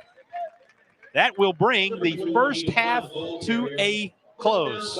It's a first half in which Providence Day made the most of their opportunities, Tom, and they'll carry a 38-14 lead into the intermission. Came in as advertised, the number 1 team in North Carolina, and Max Breck had them 37 nationally. They went over Northwestern at the Panthers Stadium, the NFL Stadium, to begin things, and 40-some points on the board, and they're high-powered. And I'll tell you, though, Christ School got down early, but they battled back. They hung in there. They had a chance, and they're down 38-14, but they had a chance to really have it get away from them, and they've shown some resiliency here, particularly with that last drive. And Providence Days come in and taking a big lead here at halftime, and Christ School got a late touchdown there. Coach Chad Greer's team solid in all 3 facets tonight, and the head man for Providence Day is standing by with Nelson on the Carolina Furniture Concepts Coach's Corner. Thanks, Tom. Thanks, Jason. This is the Coach's Corner, brought to you by Carolina Furniture Concepts. Well, Coach, you guys had a very productive first half. 5 touchdowns, including that pick 6 a few moments ago. You also had a field goal, too. Defenses had to put up some good stops on 3rd down. The momentum is clearly on your side right now, and that passing game has been exceptional as well. What were your thoughts on the first half, Coach? We had poor execution down here in the score zone. Thought that two defensive drives that we just gave up, including that with a minute and a half left, just not who we're trying to be. Gave up some seam shots, gave up some fade balls, just things that we got to get better at. So we're going to talk about it, get better. Okay, what can we expect in the second half of the game then, Coach? Hope we play better. All right, good luck to your boys in the second half. All right. Back to you, Tom. Back to you, Jason. Well, he told us during the week that there is expectation and then there is internal standards. And you just heard the internal standard that exists for Providence Day. Easy to see why his team is flying high on the year. Some things from his perspective certainly to clean up, but they do carry a 38-14 lead into halftime. Asheville Chevy Show coming up on the other side of the break.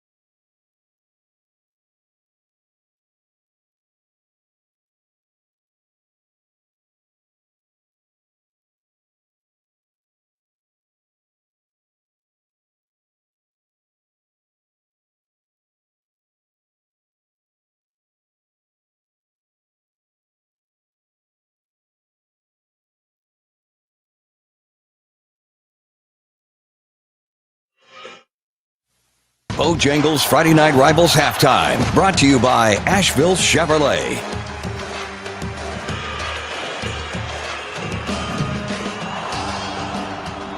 Welcome back to the Asheville Chevrolet Halftime Show here on Friday Night Rivals. Joining us are the proud sponsors from the aforementioned Asheville Chevrolet Mr. Stan Anders and his son, Ryan Anders. Gentlemen, good to have y'all on the show tonight. Oh, great to be here. All right. Yeah. Ryan, welcome to the show, man. Yeah, good to be here. Of course. And Ryan, from what I gather, you are a former football player. Is that right? Yeah, that's true for LSU. Okay. Tell us, what are your thoughts on the first half of the game? And by the way, what position did you play at LSU? I was a kicker. First half, I think the Greenies are showing a lot of fight, led by number 24 and 7, showing a lot of grit. And I'm anxious to see how they respond in the second half. And shout out to the kicker, number 14. This kicker's got talent. All right. We like a good shout out here on this show. And Stan, I turn to you on this one. Let's talk business now. How are things looking over there at Asheville Chevrolet right now? What's on the lot as we speak?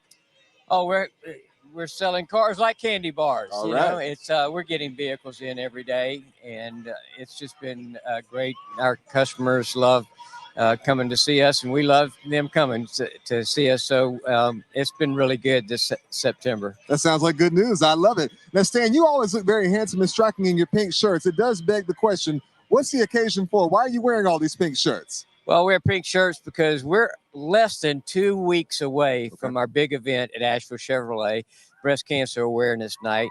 And just to give the viewers a rundown of what's going to happen that night, we're going to clear out the showroom floor. We got a special Camaro coming in from the region just for that night.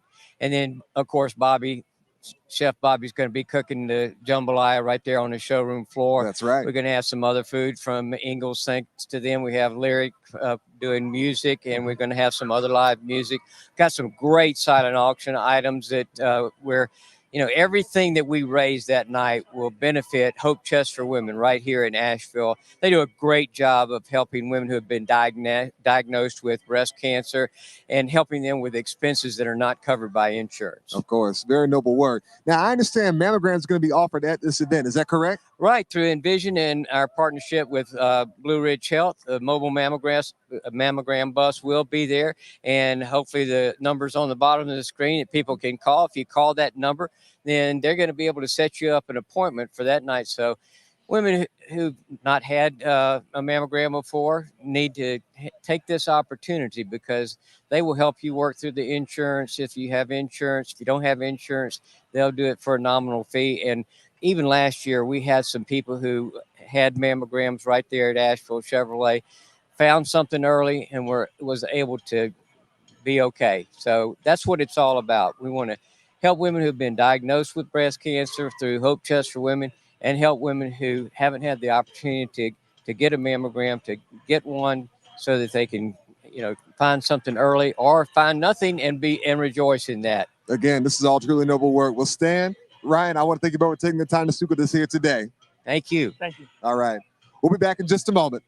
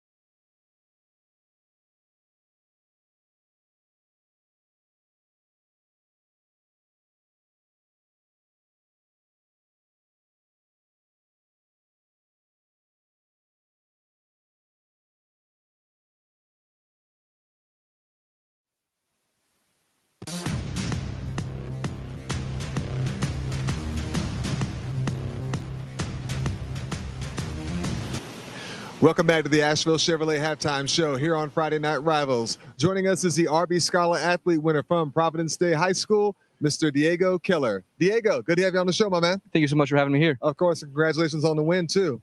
Now, Diego, of course, you're sitting in your football uniform. I understand you are, of course, a star football player.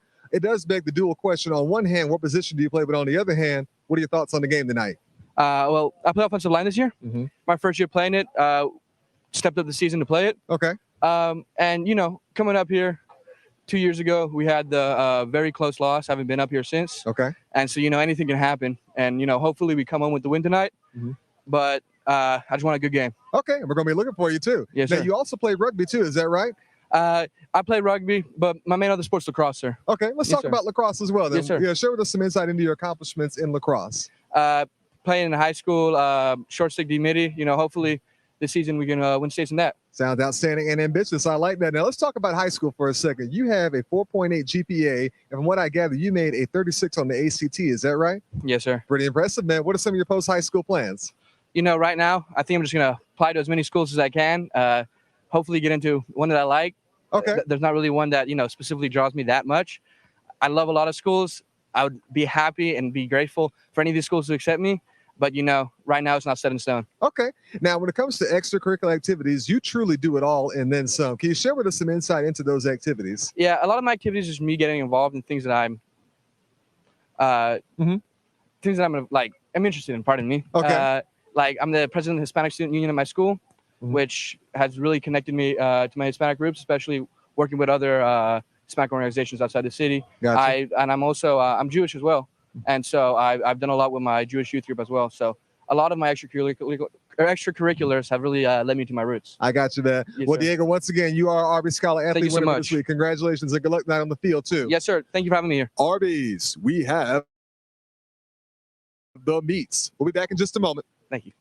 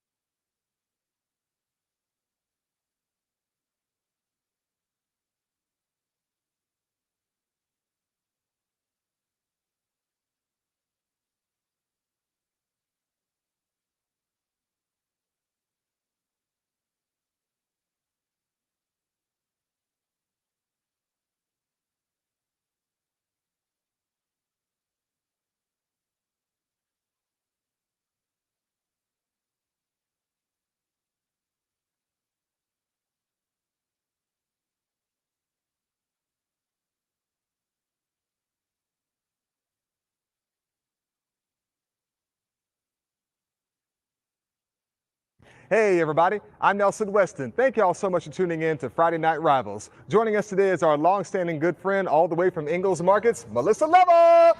Good to see you, my friend. Your football friend. It's football friend indeed. Now, Melissa, speaking of football, I want to transition from football to the classroom because you and I both know y'all have a famous program called Tools for Schools. And for those who are unfamiliar, how exactly does it operate on one hand, but on the other hand, more importantly, how do the good folks at home go about supporting it and getting involved today? Oh, Nelson, it's really a wonderful program because it's geared toward the school and the needs that they have that sometimes, lots of times, teachers will actually end up buying out of their own pocket. Indeed. You have an Ingalls Advantage card and a list of schools who participate in the Ingalls Tools for School program. Link your card to one of those schools, and every time you shop, you're earning dollars. At the end of the year, the school can go and purchase what items they need. Oh, that sounds like an amazing and well-rounded program. Right. Now, Ingalls, y'all have provided robust support to the community for so many years now. We're talking high school athletics, college athletics, and everything in between. It does beg the fundamental question, why? Why is this so critical for y'all?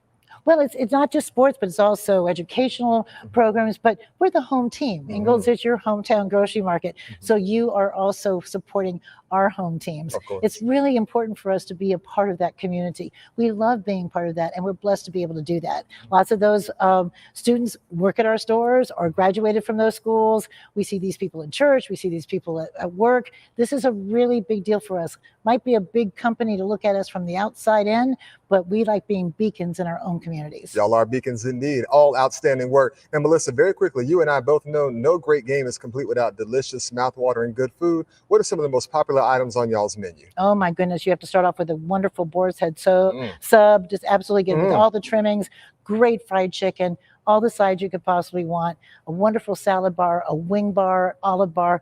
I mean, I don't know if I could decide. I just have to go get a big old wheelbarrow and take it all there, plus all the things you need like chips and drinks and paper plates. One-stop shopping place for all your tailgating. All fantastic work indeed. Well, Melissa, thank you so much for your time here today. Thank you, Nelson. All right.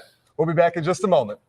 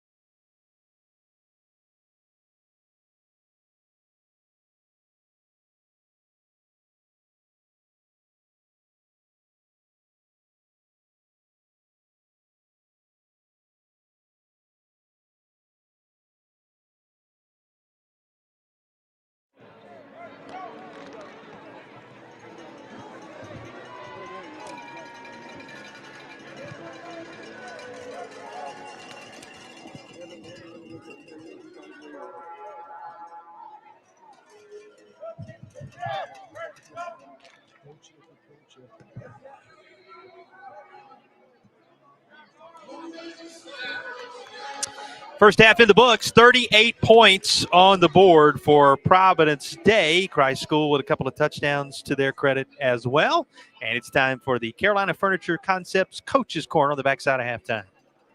Thanks, Tom. Thanks, Jason. This is the Coach's Corner, brought to you by Carolina Furniture Concepts. Well, Coach, you guys did get on the board, and they made the game interesting, especially as the second quarter progressed. What was the message to the boys in the locker room on one hand, but on the other hand, what can we expect in the second half of the game? The message was simple in the locker room: is play this second, right? Play this second, be in the now, fight for each other, keep competing every snap we have. And, you know, the guys are going to do that. All right, Coach, good luck to you and your boys in the second half. All right. Back to you, Tom. Back to you, Jason.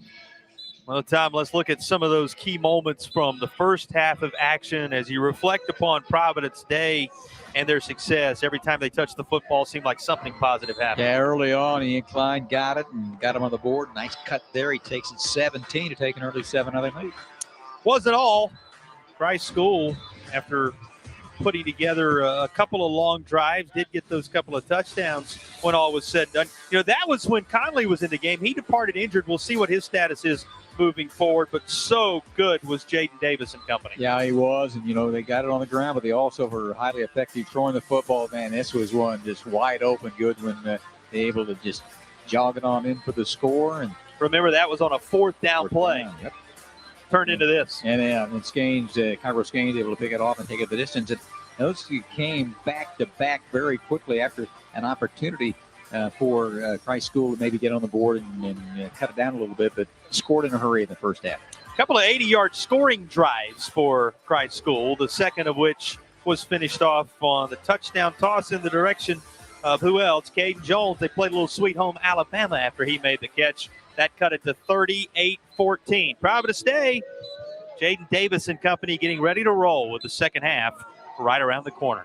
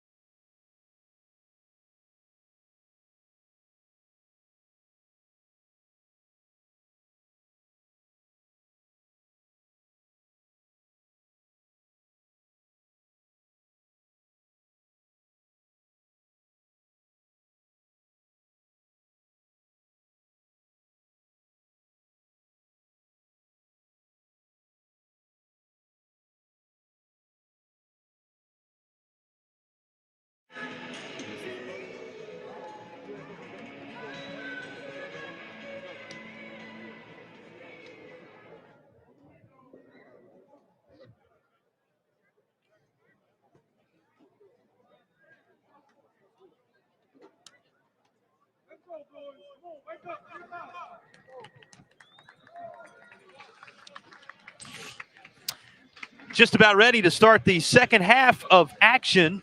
Providence Day won the toss, and you don't see it every day, but Providence Day took the football, and they took it right down the field and scored on the opening drive. 5 plays, 77 yards, a minute 15. Of course, the rest was history after that 17-yard touchdown run, which got the scoring started from Ian Klein. But as a result of the Chargers taking the football, it will be Christ School football to begin the third quarter. And those drives, Jason, all of them 219 and under, I believe, in the first half. Field position was huge in the first half as well. So I like Coach approach that said, let's go get after the second half, see what we can do. Jumped out to a 17-0 start after it was made 17-7. Built the lead to 38-7.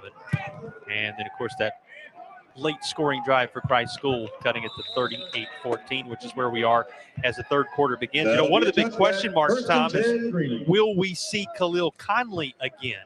Remember, he engineered that first scoring drive, the 80-yard drive, the first of the 80-yard drives for Christ School, but he left a little banged up, was seen to by the training staff, and since that time, a lot of folks around the state of North Carolina, not just right here at Christ School, wondering what his status is going to be. Yeah, we'll see. Mason Holtzclaw is the freshman quarterback. Great size, 6'4", 190, and you know, you get your baptism under fire at the varsity level. Made some nice throws tonight. Of course, has had those moments that you kind of grow into as a young QB, the pick six and others, but he's again made some really nice throws at times tonight for Christ School. And here's Jackson Cancel. Speaking of nice moments, he's had a couple of key runs already for Christ School. Looked like they were in business just before that pick six after a long run by Cancel. So he's a guy who also has been able to provide a spark for the crew wearing green tonight. Another young guy, 5'8", 185 sophomore. Continuing to build the program, won that championship, their first in 2020. They had a period there, Jason, finished second 5 times from 2012 to 2019. Backing up and looking to throw Holtzclaw. And he's got a man far side working toward the first down marker. It's going to be close to a first down depending on exactly where they spot him out. Well, that question we asked answered as they worked their way out of the locker room, Tom. Here he is, no longer suited up. So it looks to be Holtzclaw's at the quarterback position and without one of his playmakers who was going to be consequential even before he was placed at the quarterback position. Khalil Conley having been taped up and taken care of by that training staff and looking as if his night is done. Yeah, and Hurts on the defensive side as well, and you know, wish him the best. And it was a play where it was after the throw and looked maybe like that blocked into. This thrown in behind his intended target, tried to find Isaiah there. And it is incomplete.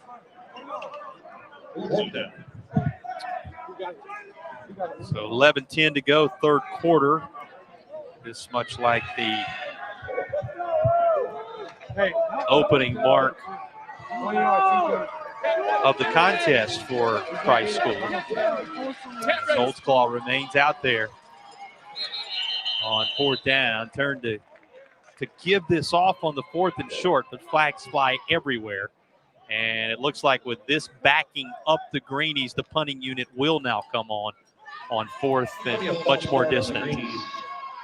Going to be about a 4th and 6 now. And the return men work their way to just inside the 40-yard line on the other side of the field. Prominent among them, Brody Barnhart, NC State commit, had that key moment in the first half as well. So they're playing tonight, huh? I think they're on the road at the University of Virginia tonight. At that during the half, like a one-score game between those two. Foot into it, as it is going to be blown dead just this side of the 50, and that is where Providence Day will take over for the first time in this second half. Chargers getting ready to take a 38-14 lead for a spin when you return to Arden right after this.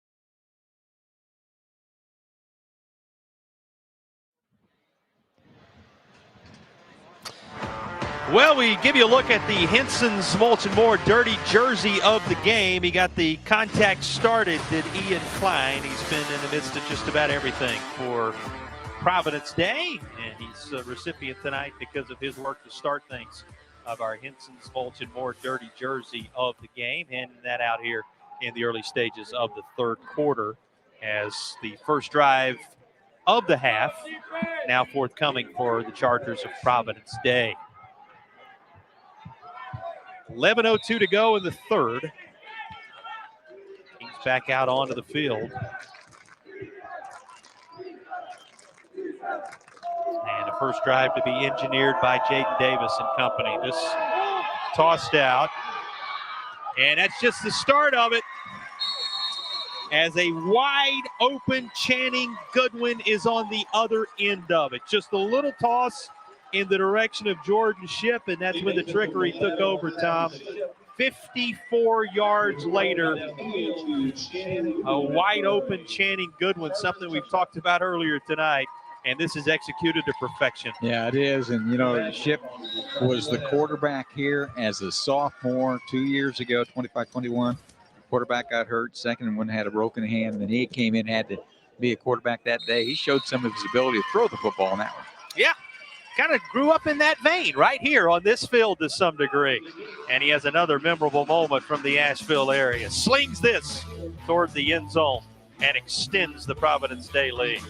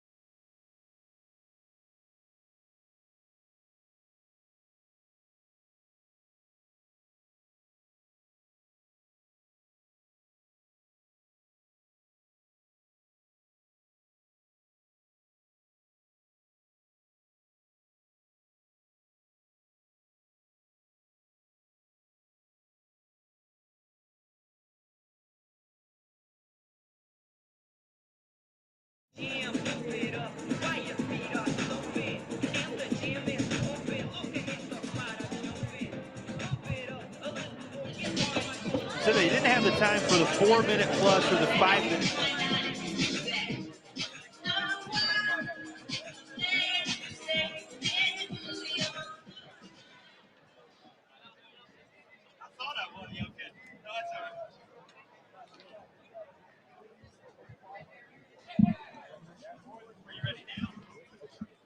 All right, our Western Carolina University fan of the game. Use your advantage at WCU. High-quality education, never more affordable. Thanks to the NC Promise Tuition Plan. North Carolina resident, $500 tuition per semester, a degree that prepares you for a thriving future. That is the Western Carolina University Promise, and that is the Western Carolina fan of the game. Now 10:52 remaining here in the third quarter of action. And a kickoff coming as everything worked to perfection right out of the locker room. You know, you get the sense there was a major challenge levied from Chad Greer and his coaching staff to this team just to make sure they were solidly focused and locked in all facets based upon what we heard from him head to the locker room. And the early returns are very solid, Tom.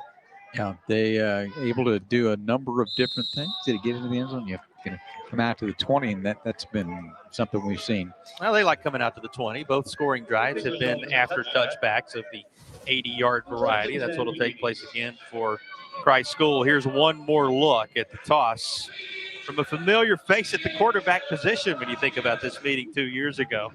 And on the end of it, Channing Goodwin, on more than one occasion, has been able to coast into the end zone with nobody in the neighborhood. Got some broken plays there, and you're coming up hard and just able to keep it out there. Think about how beautifully it's been drawn up by that coaching staff, though. Well, and you go back to Ship, he was a middle school quarterback, so, I mean, that's a long time ago, but he has that kind of experience as well and showed his versatility there. That was well thrown. Flags before the handoff from Holtzclaw. This is going to be a false start assessed against the offense. False start. Greenies, 5-yard penalty. First down. By the time you look out there, those Christ School colors, this environment, you think about how difficult it is in many ways to become a part of these programs and just how much work is done to gather these rosters from across the country, not just from across the district, but from across the country. And the makeup of that clear on a night like this, little toss far side, and the progress is going to be stopped at around the 22-yard line. That's going to be beyond the original line of scrimmage. So good for 5 or 6. And what did the coaches have to say as you get one more look at the pass Isaiah was able to catch before he was stood up and his progress was brought to a halt. They talked about him putting these rosters together. Both coaches said it. He said it. You have to recruit the school. You look around and you find guys who are playing other sports and you ask them, have you ever thought about football? And in several cases, they decided to come out, and it was a good decision. I mean, you love the versatility, though. I like it's gotten so specific to a certain extent on sports-wise. Another toss this direction. Good move from Isaiah once more. He's up across the 30 to the 34. That's going to be a first down. So a Henderson Family Dental first down on the movement of the chains from Christ School. To your point, yes, it has become somewhat specialized. The fact that you have athletic departments that are all about the overall development of these young men, certainly refreshing to some degree. Well, you talk to a lot of collegiate coaches, and you and I do a lot of college work as well, and they love the high school athletes that are multi-sport athletes as well.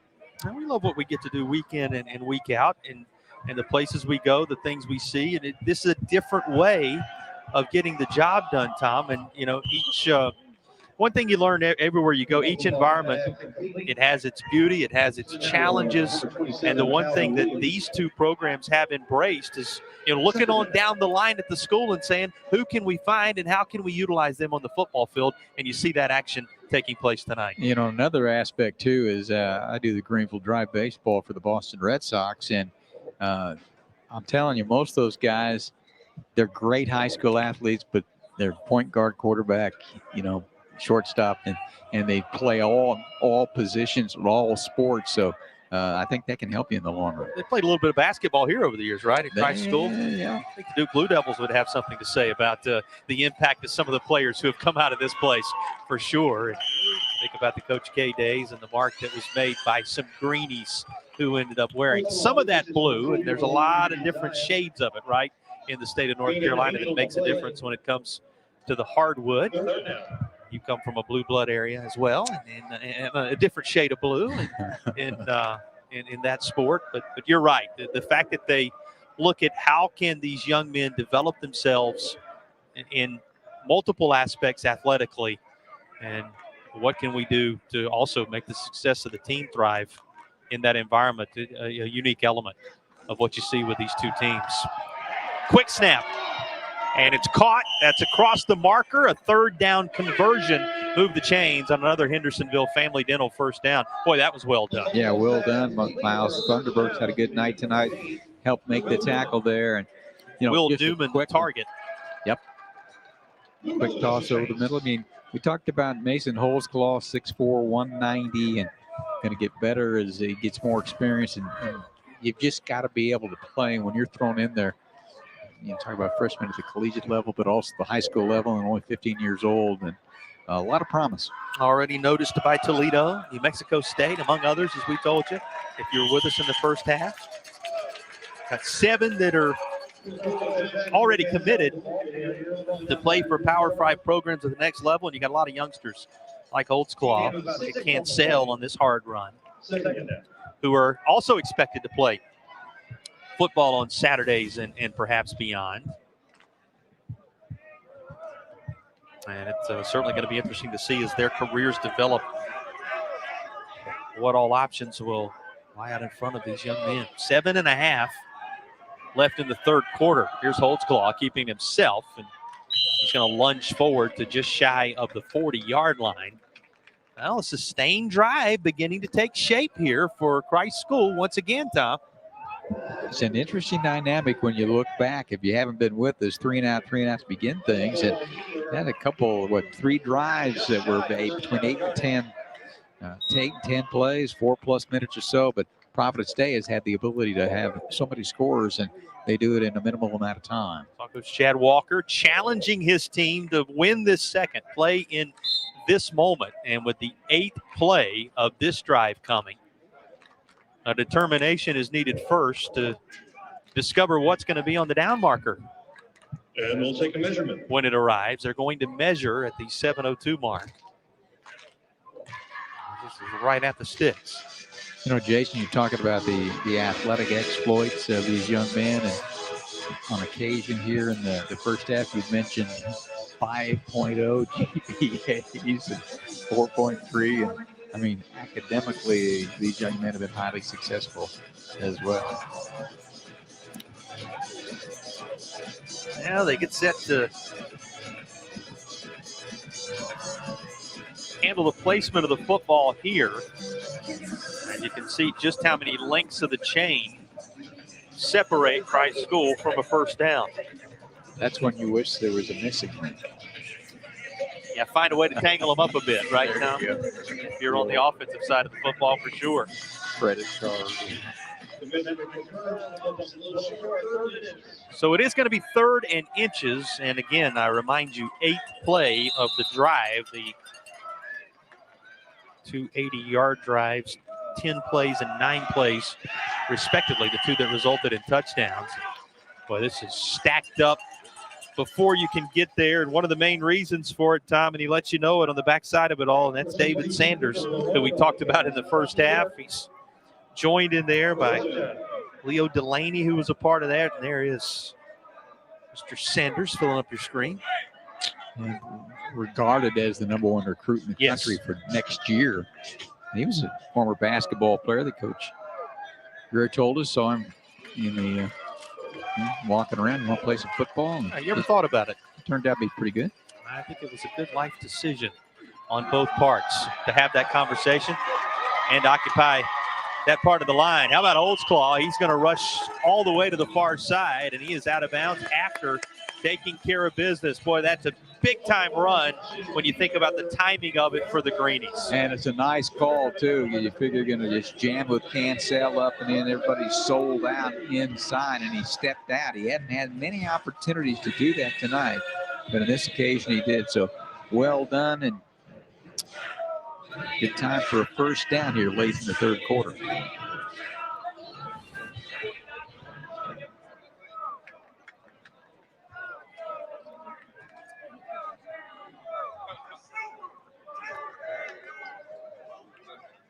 .6:27 to play in the third.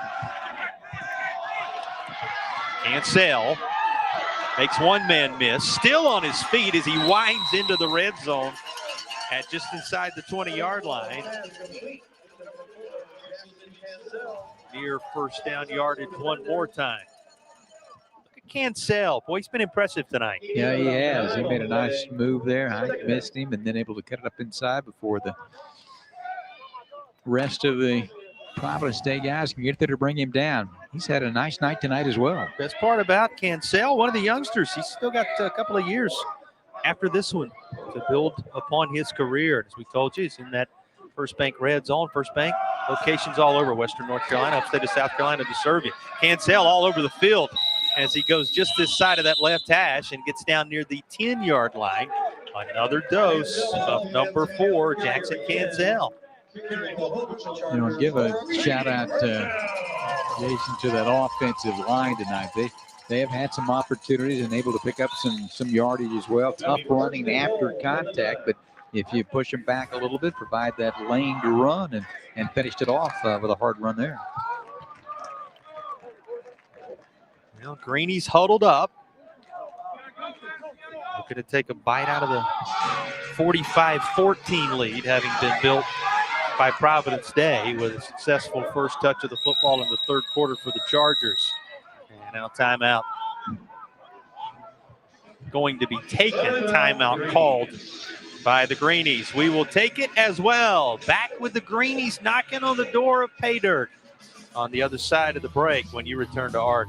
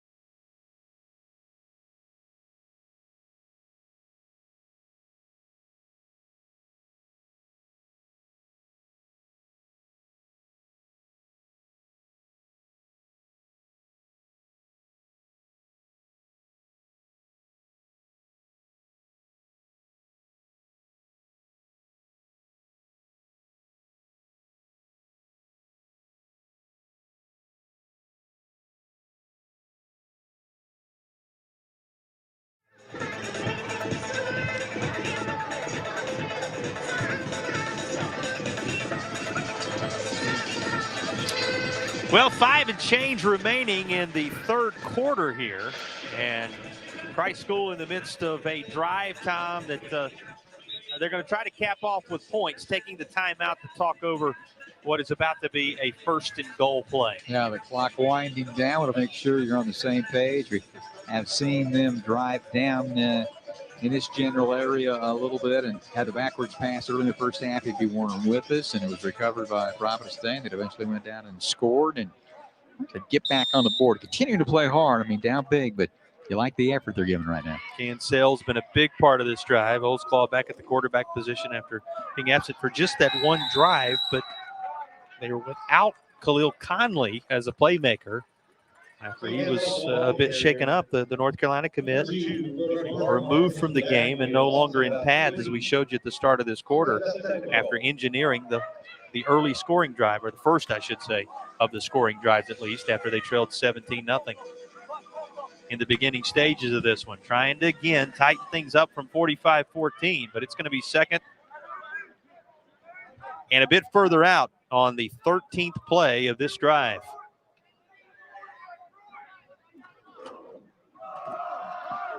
Cancel again into traffic on the left hash. And he gets back down around the 10-yard line. So it's got to be third down goal here, Tom. Yeah, hard to go up inside. Galloway was there to help fill the gap among the many, making that tackle there, trying to run up inside. And I think if he pulled it out, there wasn't anything there either way. It was just well defended that time. Greeny's down here on a lengthy drive once before of over 5 minutes and into the red zone, but there was the backward toss, the lateral that was fallen on for a turnover. Here facing third and goal from the 10, and a man open in the end zone, but that too much air underneath it as it was fired in the direction of Will Newman, incomplete. You see Newman's reaction. It was there for the taking, and Holtzclaw limping away just a bit after he was under duress once more. just a little bit too high and good pressure coming in. He hung in there and stepped into it and just let it go a little bit too high. Well, the right idea there. Certainly had the play called. And again, Newman was open. Holtzclaw, though, plenty of pressure bearing down on him. And now a 4th and goal from the 10-yard line. They send a man in motion, TJ Hamilton. Will end up on the very left side of your screen. They throw to him at the pylon. Caught. Touchdown. TJ Hamilton brought near side. And Holtzclaw fires a dart his direction for the United TD. Hamilton, another one of those guys that's a fine basketball player. And why not use those basketball skills, right? There, man. Fine football play as well. And, good throw and just over the top of the defender there. That's a really good catch as he knocks the pylon down for 6. Yeah, you can't blame the coverage that much. Drummond picked him up. It's not like they weren't aware of his location after the movement. You said it. Makes a nice play over top of his defender.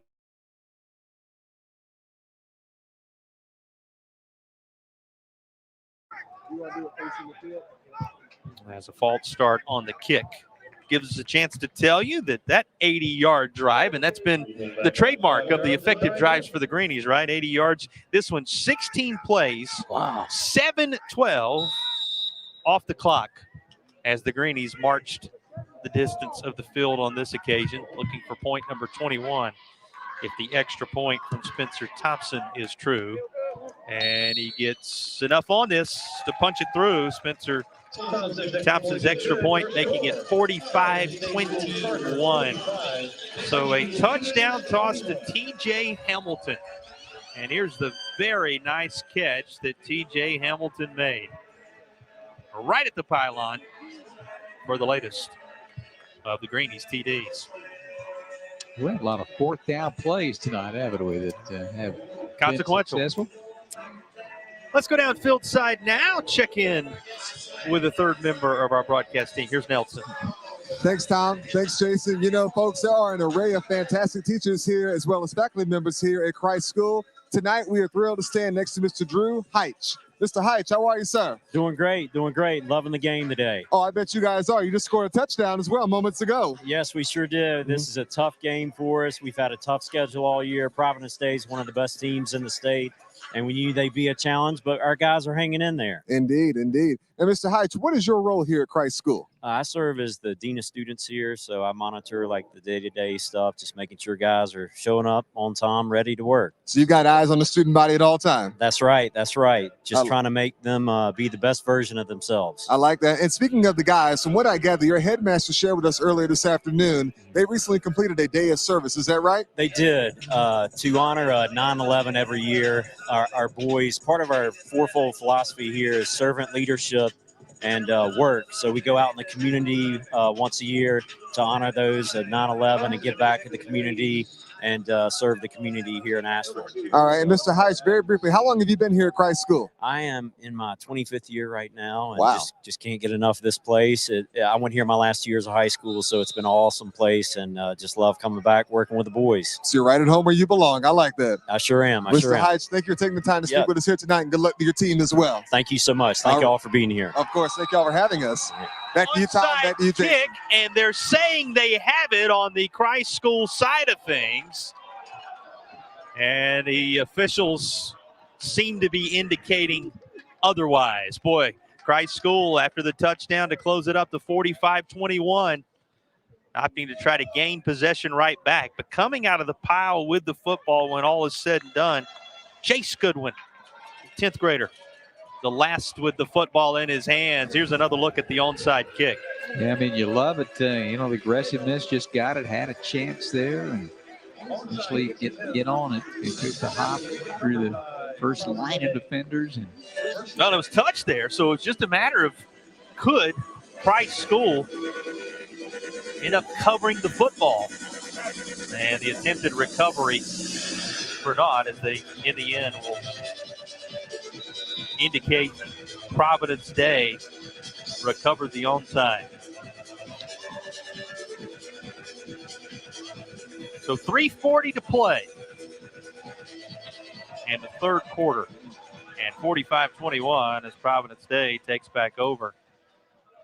Well, some scores trickling in, Tom, that give a mind toward where we'll be next week.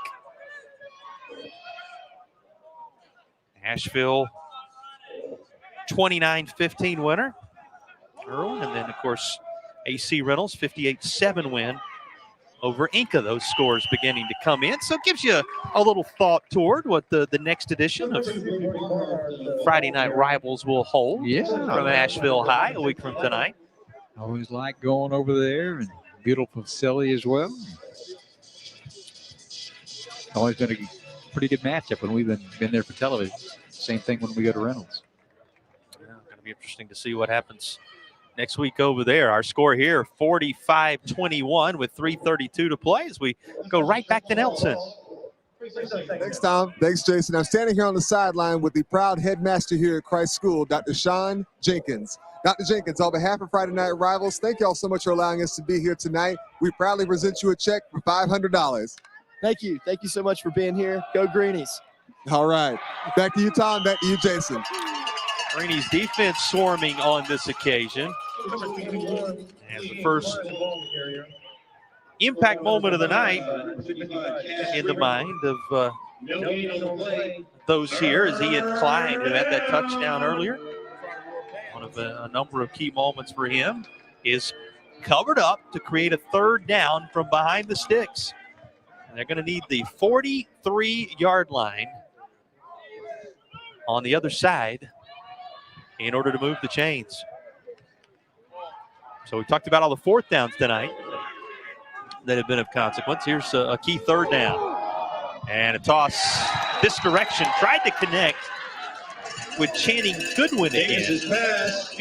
But the pass from Davis incomplete. Top, though the onside kick was not successful, Greenies anyway. Yeah, they put together some big drives trying to get the ball back.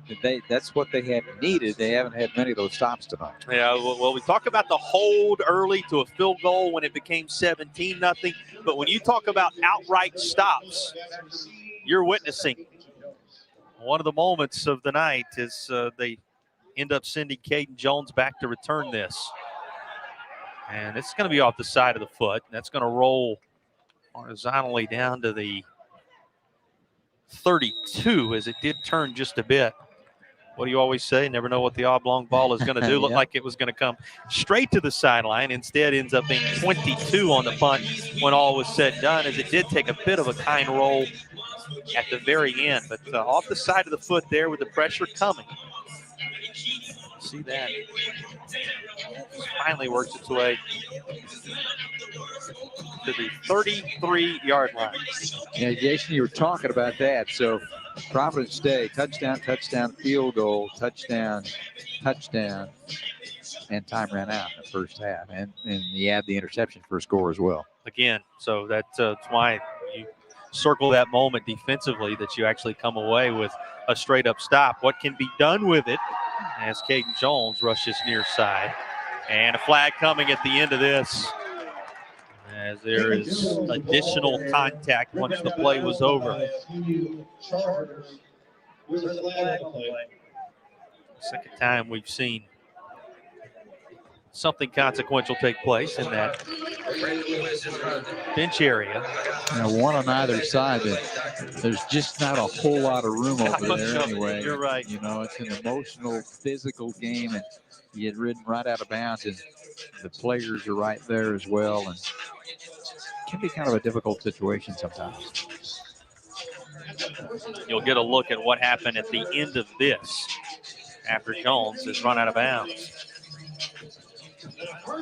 Well, and one of the reasons that you have to try and police it so closely, because, as you said, defense and harm's way, and anyways, right there just behind those players. Holtzclaw, that's too tall, and trying to get up there, maybe snatch it out of the sky himself to go.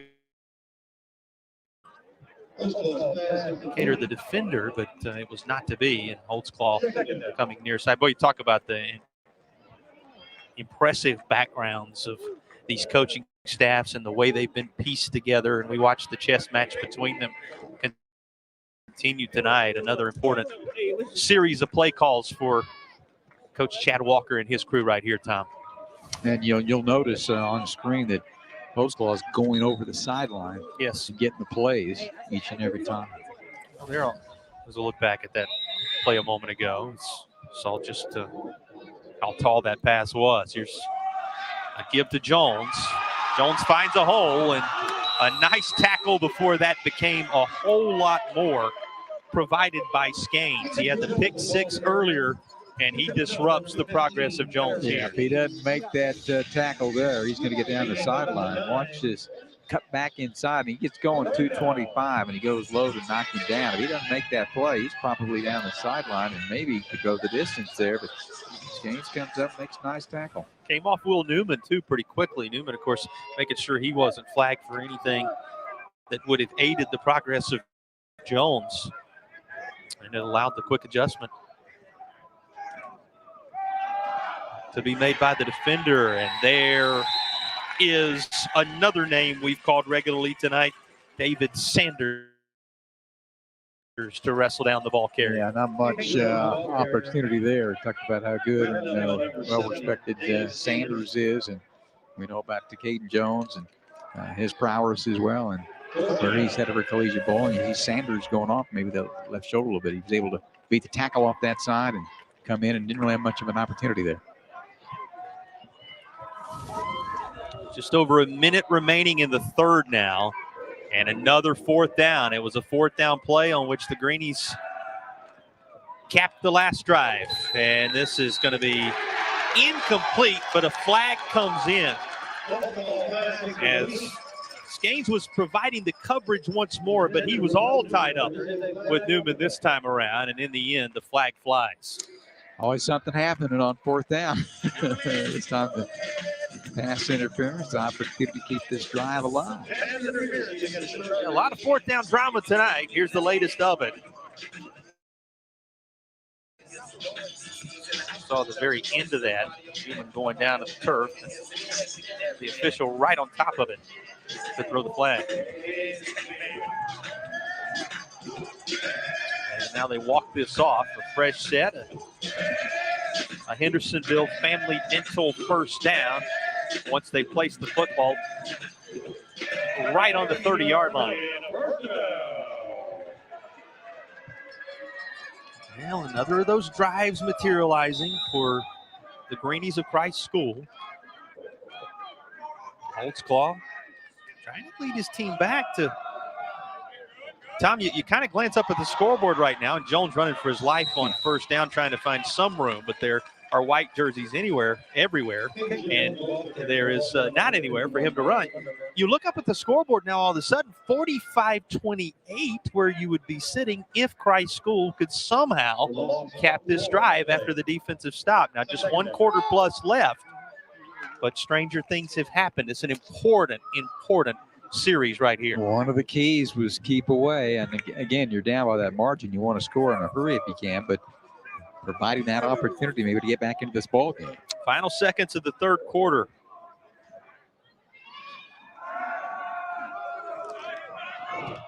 Claw connects with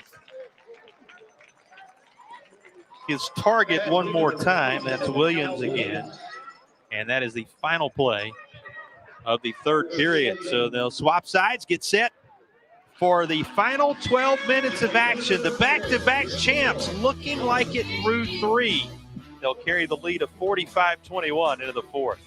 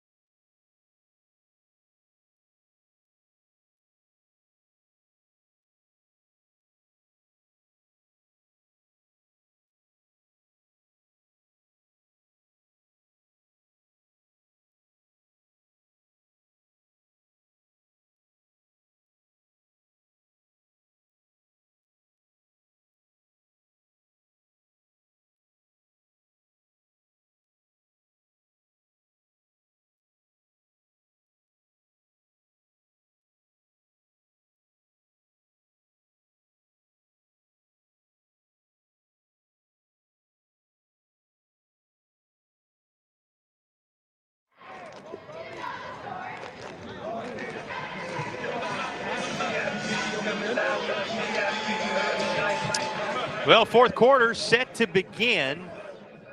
And a Christ School squad on the march, down 45-21 to that highly touted Providence Day squad. And a little bit of room. That's about all here. And Tom, this, as we said at Key Drive, time wearing thin now that you're in the fourth quarter of the contest. And Providence Day opening drive of the half, using a little trickery, tossing it down the near side on back pass, the toss to a wide open. Second time in the game that was the case. Channing Goodwin for a touchdown, which pushed it to 45-21. Greenies went down and scored, taking 7 minutes off the clock to do so. Then got the stop after the onside kick that was nearly recovered. And now here they are again to begin the fourth and into Chargers territory, but time is being called for as a timeout is secured by the Chargers. We'll take it as well. Balance of this one from Arden in just a bit.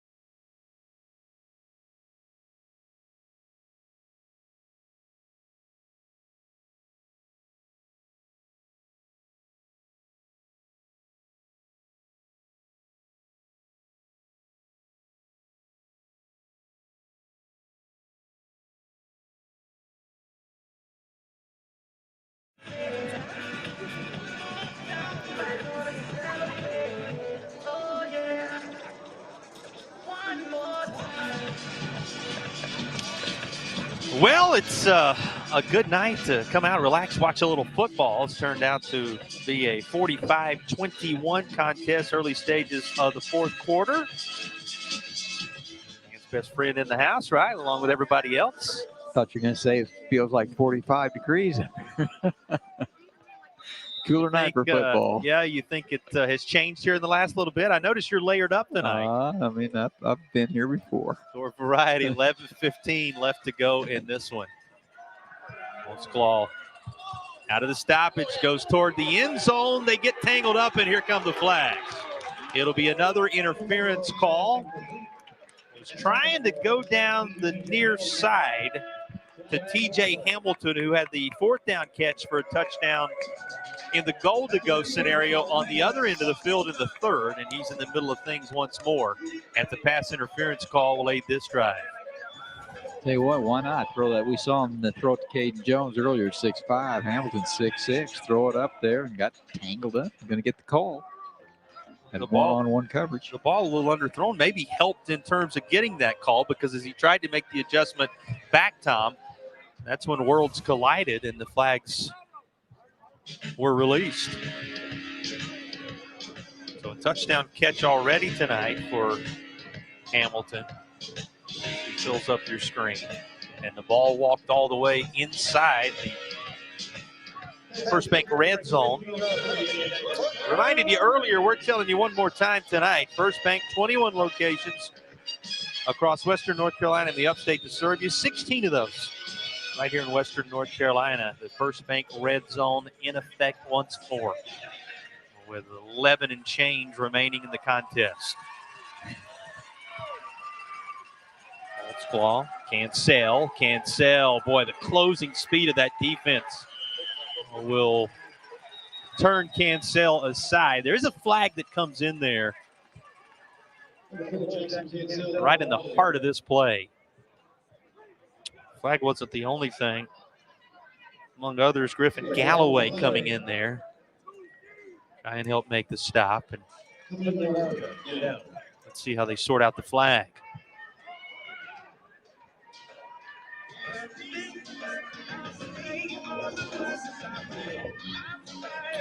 as this is dealt with. Jones coming back in to the personnel grouping. This is going to be against the Greenies. So a holding call as they were trying to make some room for Cancel.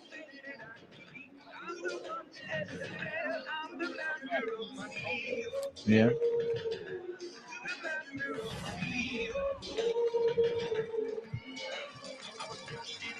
So this time they'll walk it off against the home team. Going to have to part the waters first. The official says, wait a minute. Yes. Going this way.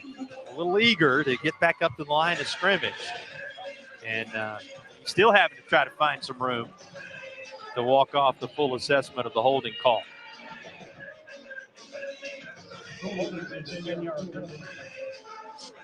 So another lengthy drive, and that's been the strength of the night for Christ School. Just too much quick scoring for Providence Day in between has really been the storyline in this 45-21 contest. You said it, no drive of more than 2 minutes and change for Providence Day. These lengthy drives for Christ School just not having quite matched things, and we're still trying to sort out exactly where the football should be. Little math here, I guess. Yeah, I'm glad it's not you and I responsible for this part of the journey, right? Down inside the 30. Christ School first down, and what seems like forever, no doubt. They need the 9. Looking for a lot more than that. And the receiver is down one more time. There is a flag that comes in. Boy, about the time the flag was thrown, you saw Hamilton again down to the turf. And it's going to be interesting to see what the ultimate result of this drive will be after a couple of key flags. That, again, is going to be against the defense, pass interference. Yeah, just not a whole lot of flow whatsoever. Get one more look at it and just get that one-on-one coverage that they've had and see the last part of that there. Well, you saw them both get tangled up there, Tom, and I wasn't so sure which way the flag was going to be thrown there for a moment. The timing that it came in with Hamilton already on the ground, you wondered, did he disrupt the defender maybe from having a shot to go for the interception in the end zone? But you saw the call and a second defensive pass interference, which again, as Hamilton hit the ground, that was what was seen first.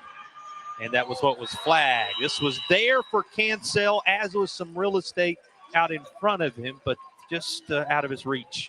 This toss from Holtzclaw. Man, had what they wanted right there and just out of his reach. And get one more look at it and a little bit better touch on that. And he had plenty of room if you make that connection, but it didn't happen. We talk about Providence Day, one play touchdown, and then they've had the ball just one other time here in the entire second It's half. amazing, and it was right at midfield and a quick 3 and out after the near onside kick conversion. And once more, this closing in on double digits plays-wise. This is play number 9. May not get to 10 if Jones has his way. It will be coming, though, inside the 5 as he is spun around and down just shy of his goal of the end zone. Boy, Jones, a special-looking player, isn't he? Easy to see why Alabama has made the phone call. He has had a really good night tonight, and Calvin Williams, who won. There's been some moments tonight for this Christ School team. They hung in there, and we've seen the offensive abilities to score to hurry for Makes it a Mills River Family Dental 1st and goal.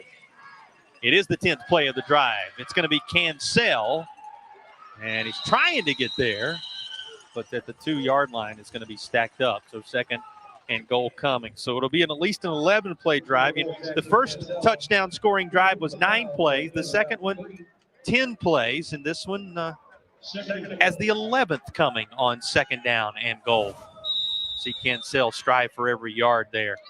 And they're calling for the training staff again. This is certainly the last thing the Greenies want to see more of, Tom. That's Cancel that's down after doing good work in the rushing department tonight, having already lost Conley for the evening after his effective work on one of the drives earlier. So with 9:57 to play, we'll break away once more. Injury timeout in Arden.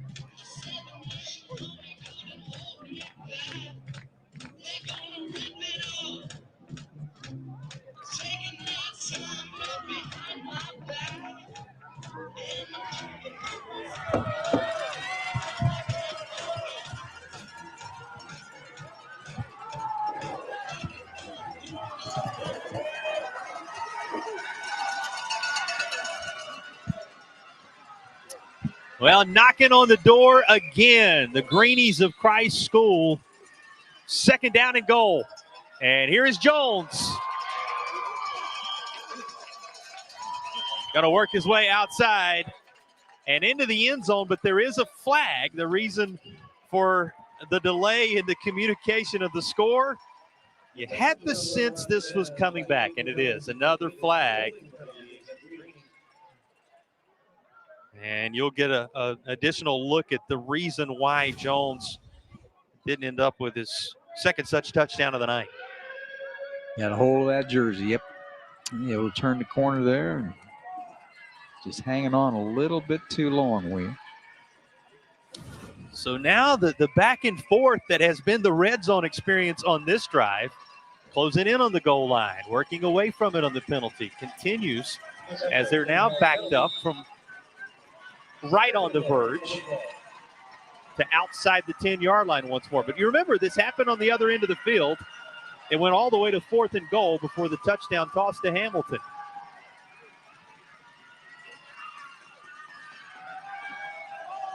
And speaking of Hamilton, looking for him again, but this one is picked. And that is the 2nd interception of the night for Skanes. Had the pick 6 earlier, and Skanes once more reads it well, and he has the takeaway on the goal line for the Chargers. Yeah, stepped in front, able to get it. Well, the chances to make any kind of statement and any kind of mark in the second half for the Chargers have been few and far between. Here's one, and they've been seized. You think about the bit of trickery, the perfect execution on the lone touchdown play of the half. And here, when they're given a chance to turn aside the scoring opportunity, Skanes will make sure they do again. Yeah, really nice play. Got a couple looks at it there, cut in front. It's a little bit higher. You've got a 6'6" receiver behind, but Skanes read that. Cut inside, made the play with his Jason Tipp's second interception of the night. Been a winding journey to this point, but here all of a sudden is Providence Day with the football, deep in their own territory, trying to put together the type of drive that maybe serves to salt away what is a 45-21 lead. That's going to be caught by Channing Goodwin, who's been busy tonight with a couple of key touchdowns. And here's one more glance at the latest of the Skanes INTs. It's a pretty good matchup. Skanes going against Hamilton at 6'6", backpedaling there. Broke on the ball like you're supposed to. Bring your own chair. You're up close and personal on that far side. Skanes right there in front of some of the fans. Mentioned it, the long and winding journey really through the first few minutes of the fourth period. Long and winding journey for Coach Chad Greer to put together what we have experienced as an impressive couple of years at Providence Day. You know, you go back to the early days of his coaching career in the same area, Tom. This is not the first type dynasty, the first type team he's put together and built. It's been quite the journey to this point.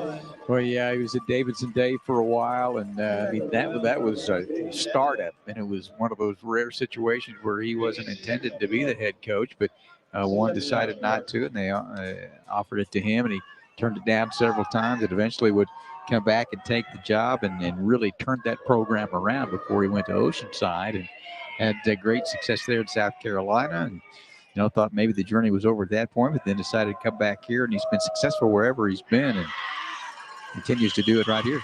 Jordan Ship, who he talked about as stepping up in the younger stages of his career here 2 years ago, pointed to the moment when his team jailed, came up just short in that game against Christ School here 2 years ago, but pointed to that as when the tables turn. You talk about his journey, and he really opened up. He said, 2010, had the brain surgery, ended up having in part of the procedure a stroke. He said, I couldn't walk. He said, they were asking me to come back and coach football at one point, and I was like, how am I going to coach football? I got to learn to walk again. You see no signs, no worse for the wear. He journeyed all the way back, built, as you said, that Oceanside team in South Carolina into a power, and you said it. He said, my wife and I had settled in. We thought this is where the journey ended, but the call came, and God had other plans at Providence Day, and it's appropriately named Providence Day. It's been that for him and for this team. And here's a snapshot on this long toss to Channing Goodwin again of just how well it's clicking for this team right now in all facets. Just tough to defend. I mean, you have skilled players that are headed to the next level, and one that's throwing the ball as well. It's just so tough to defend. We saw that early on in the game. How do you want to try to defend this offense? Because there are so many different things they can do, and they can turn around and hand the ball off to Decline if they want to as well after you spread them out a little bit. Another First Bank red zone chance. And was stepping up with a window in which to throw is Davis, and Davis will make the connection. Who else but Jordan Ship one more time, and that's another touchdown for Providence Day. A united touchdown and another quick scoring drive for this Providence Day squad. Talked about the journey to this point. What did Coach Greer tell us? He said, he's surrounded by one of the best teams he's ever had. He loves their work ethic. He loves their approach. And he's a guy, just reminds you that more than anything else, the important thing, enjoy the journey. Talked about being settled in Charleston, thinking that was it. There would be no more moves. But he said other plans were in store. And what did he say? When you tell God what you want to do, he'll laugh, and you just kind of follow the plan he has for you. That plan has led him for the last 4 years to Providence Day, and boy, has it been a good find for his team. And it has come together again tonight, now up over the 50-point threshold. Here's how it all started, and it will serve as our drive of the game, the Prestige Subaru drive of the game, capped with the touchdown run of Ian Klein.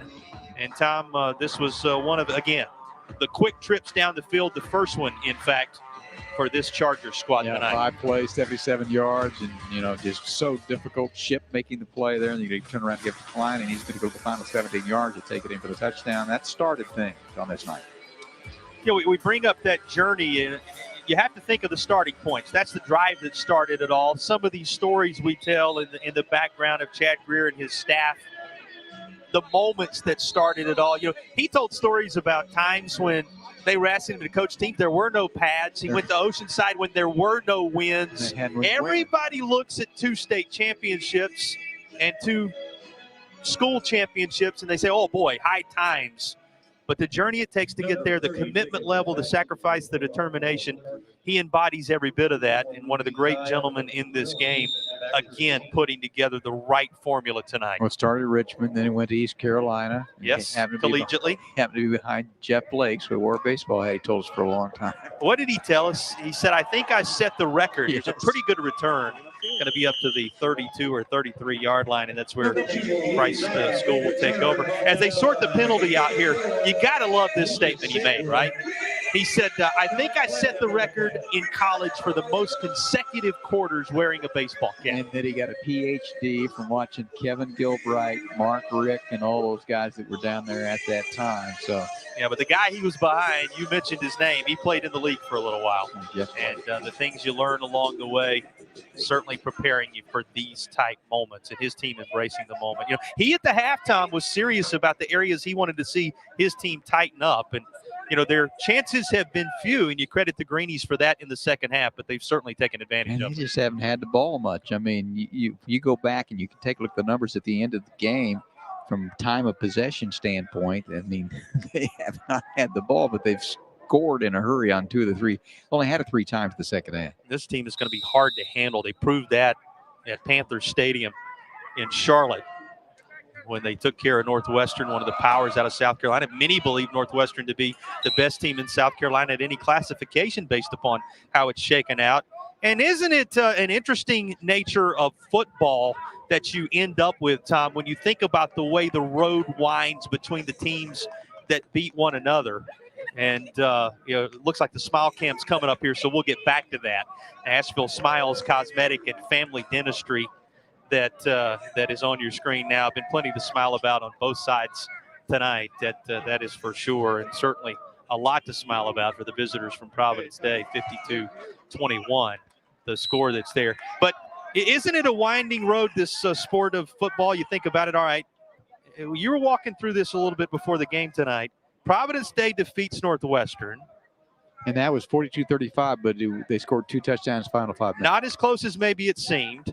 Northwestern took care of the Gaffney squad, one of the favorites in the upstate of South Carolina as well coming into the year. And they did so with ease behind Turbo Richards' kickoff return, and the rest was history last week. But that's only the beginning of the story. And that was a 35-3 lead at Gaffney for Northwestern, and that never happens at the reservation. And a situation where Gaffney has played successfully this year. They won it at Mallard Creek, and then another power historically in the state of North Carolina. And we had the Crest game, lost that tough game against Coach Sosby, but they beat South Point. South Point turned around and beat Spartanburg. Spartanburg. Out of the Charlotte area again. You're talking South Point. Yep, and then Davion Clowney fame. And so Spartanburg turns around, wins it perennial the last 4 or 5 years.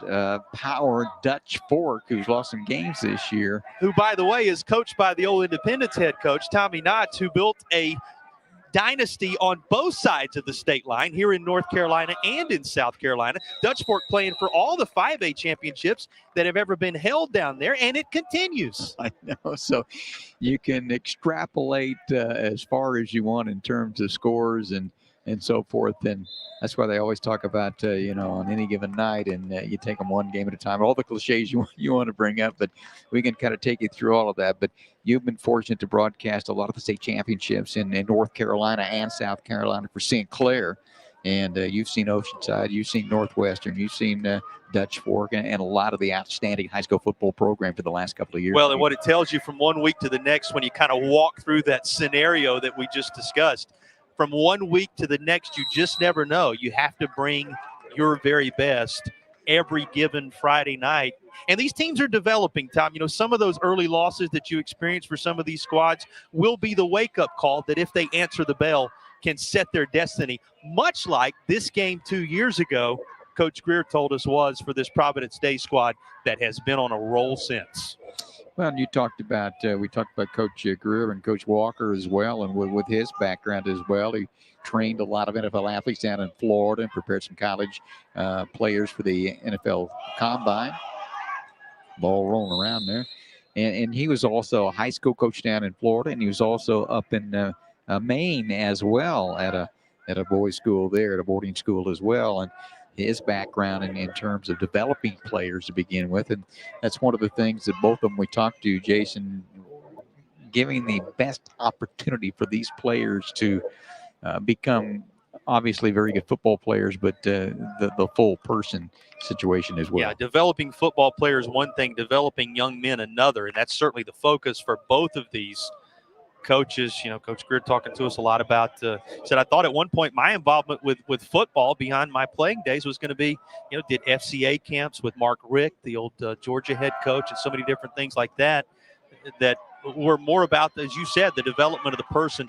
But you can see in these two rosters tonight and in all of these student athletes on both sides, whether you talk about Coach Greer's squad or whether you talk about the good work that's been done by Chad Walker and the foundation laid, the record is going to remain deceptive for Christ School. They're going to turn it because you can see the ability that is there for this squad just a few years removed from a championship of their own. But what you have to love is that their focus overall is on making sure that each person entrusted to them in these programs is at their best as a human being as well as on the football field. And that's certainly a reminder tonight that is what this is all about, competition, as we'll see at Asheville next week, as we've seen in our own journey to this point from one place to the next in Western North Carolina. Certainly the focal point of all these coaches around the state. You meet such great people, such great gentlemen in this game, and you remember that what they're trying to do is sometimes you look at the score and you say, well, how much was really taught on that night? Well, you don't know what the lessons were that were learned that will play into major moments later on for so many of these schools and so many of these programs. And as we close in on the final few minutes here, Tom, you do glance ahead a little bit. I mean, these are a couple of teams that are going to make some noise the rest of the way, and certainly in the case of Providence Day, may very well be standing above the fray when all is said and done. Well, when you talk about the number one team in North Carolina, and I think Charlotte Reserve had the number one team in both North Carolina, South Carolina, and 37 Max Preps nationally, and they've averaged 45 coming in. They put 52 on the board, and they after tonight they've got North Raleigh Christian, and they're at Charlotte Country Day, and you get into that run right there. And how about the games at Charlotte Christian that they had last year? They lost 38-37, then they beat them in the championship game 55-13. They only lost 1 year ago. They only lost in the last 24 games, and that had come here 25-21, won the final 7, 12-1 last year and 4-0 this year. And then they're going to have Raven Gap, which ought to be an outstanding game as well. Raven Gap beat this Christ School team relatively easily last time out, and then Charlotte Latin for Providence Day. They've got a chance. They've already back-to-back champions in the North Carolina Independent School Athletic Association ranks, and sometimes you wonder, to a certain extent, the private schools and how good are they? Well, ask a few across the state about that. Well, and not only that, but you look at the level of talent that is here. And for fans who may be coming home from their game and just finding us, weren't with us earlier tonight, you got players in this one headed to Michigan, headed to NC State, headed to North Carolina, headed in the case of Jones to Alabama. We've got future Wake Forest Demon Deacons on the field tonight, and many who you don't know what their ultimate destiny is going to be yet, because they're just peeking out in their 10th and 11th grade years and haven't made the determination about where they're headed. So you're looking at a lot of college football future talent, and at the Power 5 level in this one, 7 total that we know right now will be playing Power 5 football, as it's been historically known. Of course, the landscape of college football is changing. How many power conferences there are going to be? Certainly that's a question as well as we move forward. But all that to say, a lot of Division I athletes across multiple sports have been on display once again in this one tonight. Well, the one thing Providence Day has proven tonight is the fact that they can score in multiple ways, and they can score in a hurry. So if they ever get in a situation where they're trailing in the game, you're never going to feel like they're out of it. Yeah, these playmakers have been as advertised tonight. Certainly this young man has been, as he works his way toward the goal line. They're going to throw the hands in the air, touchdown. Got a little wild at the end of perhaps the final impact run for Ian Klein tonight, but it is a touchdown for Providence Day when all is said and done. And Klein kind of bookending what has been an impressive night offensively for the Chargers. He had the first of the touchdowns, and he has the most recent here at the 237 mark. Just handed that ball off, and there's a stiff arm. He gets him into the end zone there. And Zayd Lott had come into the ball game, another impressive-looking young quarterback at 6'4", 190. Well, you got to love at the end of that, too. Did you see the reaction for Ian Klein once the football was on the ground? He looked back at the official. Oh, yes, and kind of that moment of relief. But, yeah, the hands are up. I did reach the line, and we did cross the plane. So another touchdown for Klein. Again, I'll say it kind of bookends the night to some degree. And now Jacob Baggett, even down to the kicking opportunities and the kicking individuals tonight. Very impressive look from this Providence Day squad. Well, they put 59 points on the board, and, we were talking about the quickness with which they have scored, and almost every one of the drives has been 215 or less. Big plays all the way around. They've had a couple of interceptions, one for a touchdown on defense as well. And as I look at it here, with the all but one possession, and that's as time ran out in the first half, they have had touchdowns. So you got, I think, one punt, one stop, that's it. And we talked about that's one of the keys to that. I mean, when you can score like Providence Day can. But, there have been some pretty good things for Christ School. I know it's 59-21 with 2:37, but there were points in this game where you thought the team could kind of just check it in. I don't think they've continued to play hard. They put together some long runs, long scoring drives, and some drives that didn't score as well. But the bottom line is Providence Day is showing their prowess offensively here. And again, they're going to be tough to slow down this year. Well, they had the drive of the night. I know we picked as the Prestige Subaru drive the opener of the game, which set the tone for what was to come. But 16 plays, 80 yards, 7 minutes, 12 seconds. That's the marquee drive for this Christ School squad tonight. So you said it, they've had their moments. As you look down the line for Christ School, opportunities there based upon how battle tested they've been, Tom. Well, that's the thing. You hope you don't get, worn down, from a health standpoint as well. But, coming into this ball game, they played Lowndes, Georgia, out of Valdosta, and that Georgia Carolina challenge that was in Moultrie, and then took on St. Joe's of New Jersey, played a Tampa team here, played at Raven Gap in the last time out in Georgia again, and coming into this one, considered to have one of the toughest schedules in the country of anybody to begin the season. And then you throw in Providence Day, the number one team in the state of North Carolina. Those first five, I mean, that's pretty difficult, and trying to get through that and not get too down on yourself. And you need to get into a ball game, maybe where it's a relatively close ball game. You're not playing from behind the whole time. Well, a reminder, next week, just across the way, Asheville High. As Tom, it's one of those you always circle to some degree when you look at the Asheville High roster. We certainly look forward to being there. And told you both those teams successful in this one tonight and getting ready to do battle on Friday Night Rivals a week from tonight. Hope to have you join us on Bojangles Friday Night Rivals from Asheville. Inside the final 2 minutes here, a number of players getting to be a part of things as we come down the home stretch. Cooper Perrone listed as a linebacker on the defensive side and a back on the offensive side, part of the class of 25. And there you see Will Walker, who is being sent back out there, 5'9", 160. Quarterback position for this group. Fans pretty pleased with an opportunity for him to be in the thick of things. And Walker going to carry this forward. He's up to the 34-yard line where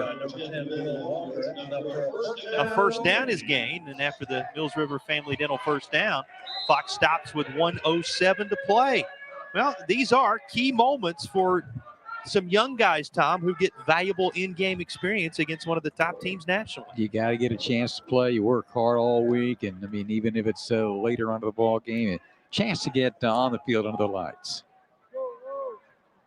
Well, you want to stick around when all is said and done. We'll have the Bojangles Trophy presentation and get the thoughts of head coach Chad Greer and the contingency from Providence Day, who came in here with memories of what happened on this field 2 years ago.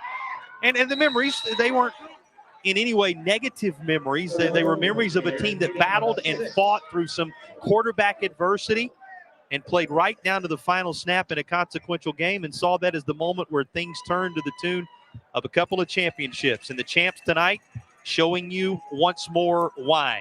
As the final seconds roll off the fourth quarter game clock, it's going to be set in stone as a 59-21 win for the Chargers of Providence Day. They continue to run things smoothly through the first portion of 2023. Now they came in and set the tone very early on in this ball game and scored early and often in a number of different ways. And our school was able to score a couple touchdowns along the way.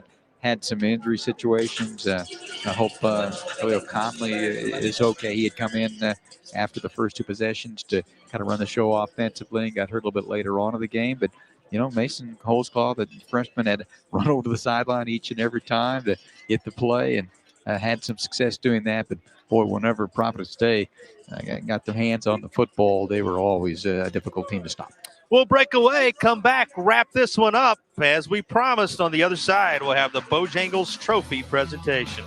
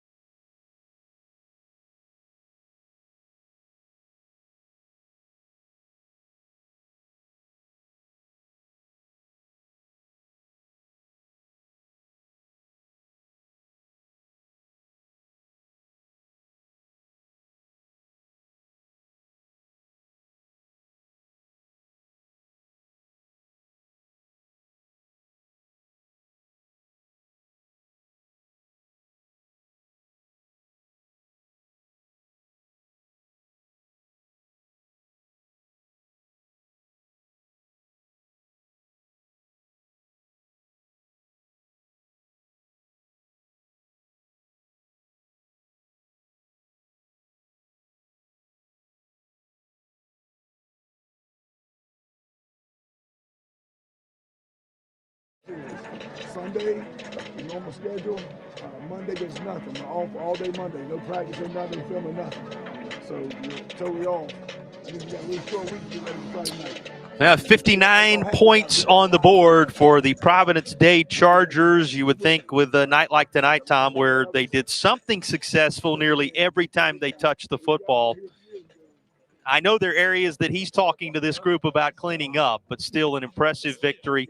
And it's going to serve to only increase their stock in the Carolinas and nationwide as this team keeps the train rolling tonight. Came in averaging 45 points per game, 463 yards in total offense, and 42, 47, 47, 49, and you put 59 on the board, and then you look at the last three games, 7 points apiece in those, and Northwestern scored 35, but 2 of those touchdowns were late, and 21 points on the board for Christ School in this one. And I think you're right. When you're successful, you appreciate it. It's hard to win a football game. You take it, then you go back and you look at some of the areas you can improve on and improve in. Some of the things that Christ School did tonight were successful against the defense of Providence Day, but boy, since that loss here, 25-21, they won 24 of the last 25, and look like they got a chance to make another run this year. Yeah, two-time champs looking strong once more. It is time for the Bojangles Trophy presentation. Let's go down to the field. Thanks, Tom. Thanks, Jason. This is the Coach's Corner, brought to you by Carolina Furniture Contest. Well, Coach, first thing is first, congratulations on an amazing win. You guys never took a foot off the gas from start to finish. What are your thoughts on the game, Coach? Proud of our guys. I love these guys. Our football family is a very real thing. We got a lot of work to do to get better, and we'll work hard next week. We'll get better. You mentioned that term just now, football family, and I heard you say that moments ago in the huddle. What does this team mean to you, Coach, both personally and professionally? God gave me 4 biological kids, but these are my kids too, and I love them like they're my own, and I treat them that way, which means I'm going to love on them, but we got to correct things. We're going to get after them and correct them. And as a football family, Coach, I know with tonight's win, it takes y'all to an impressive and perfect 5-0 record. It does beg the question, as we start to look towards the future, what can we expect from you and your team in the second half of the season? Well, hopefully improved play. I mean, we did some good things, but we weren't consistent. So we're going to work on consistency and playing the best ball we can play. And that's good enough. Whatever that is, that'll be good enough. All right. Well, Coach, congratulations to you. Congratulations to your team as well. Congrats, Tim! Back to you, Tom. Back to you, Jason.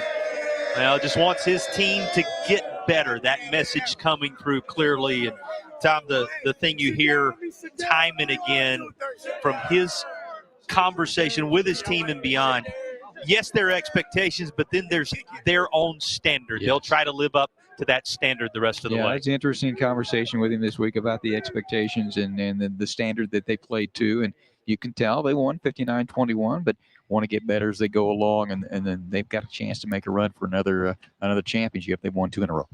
Many wanted to see the playmakers on Providence Day and Christ School, for that matter's rosters. They were as advertised on this night. Providence Day jumped out to a 17-0 advantage and cruised to a 59-21 win. That'll do it from here in Arden. We will see you next week at Asheville High. Hope to have you with us. Until then, have a joy-filled, wonderful week, everybody. This has been Bojangles Friday Night Rivals. I knew one day I'd get my shot. So here I am to give it all I got. This is the big time, ready, set,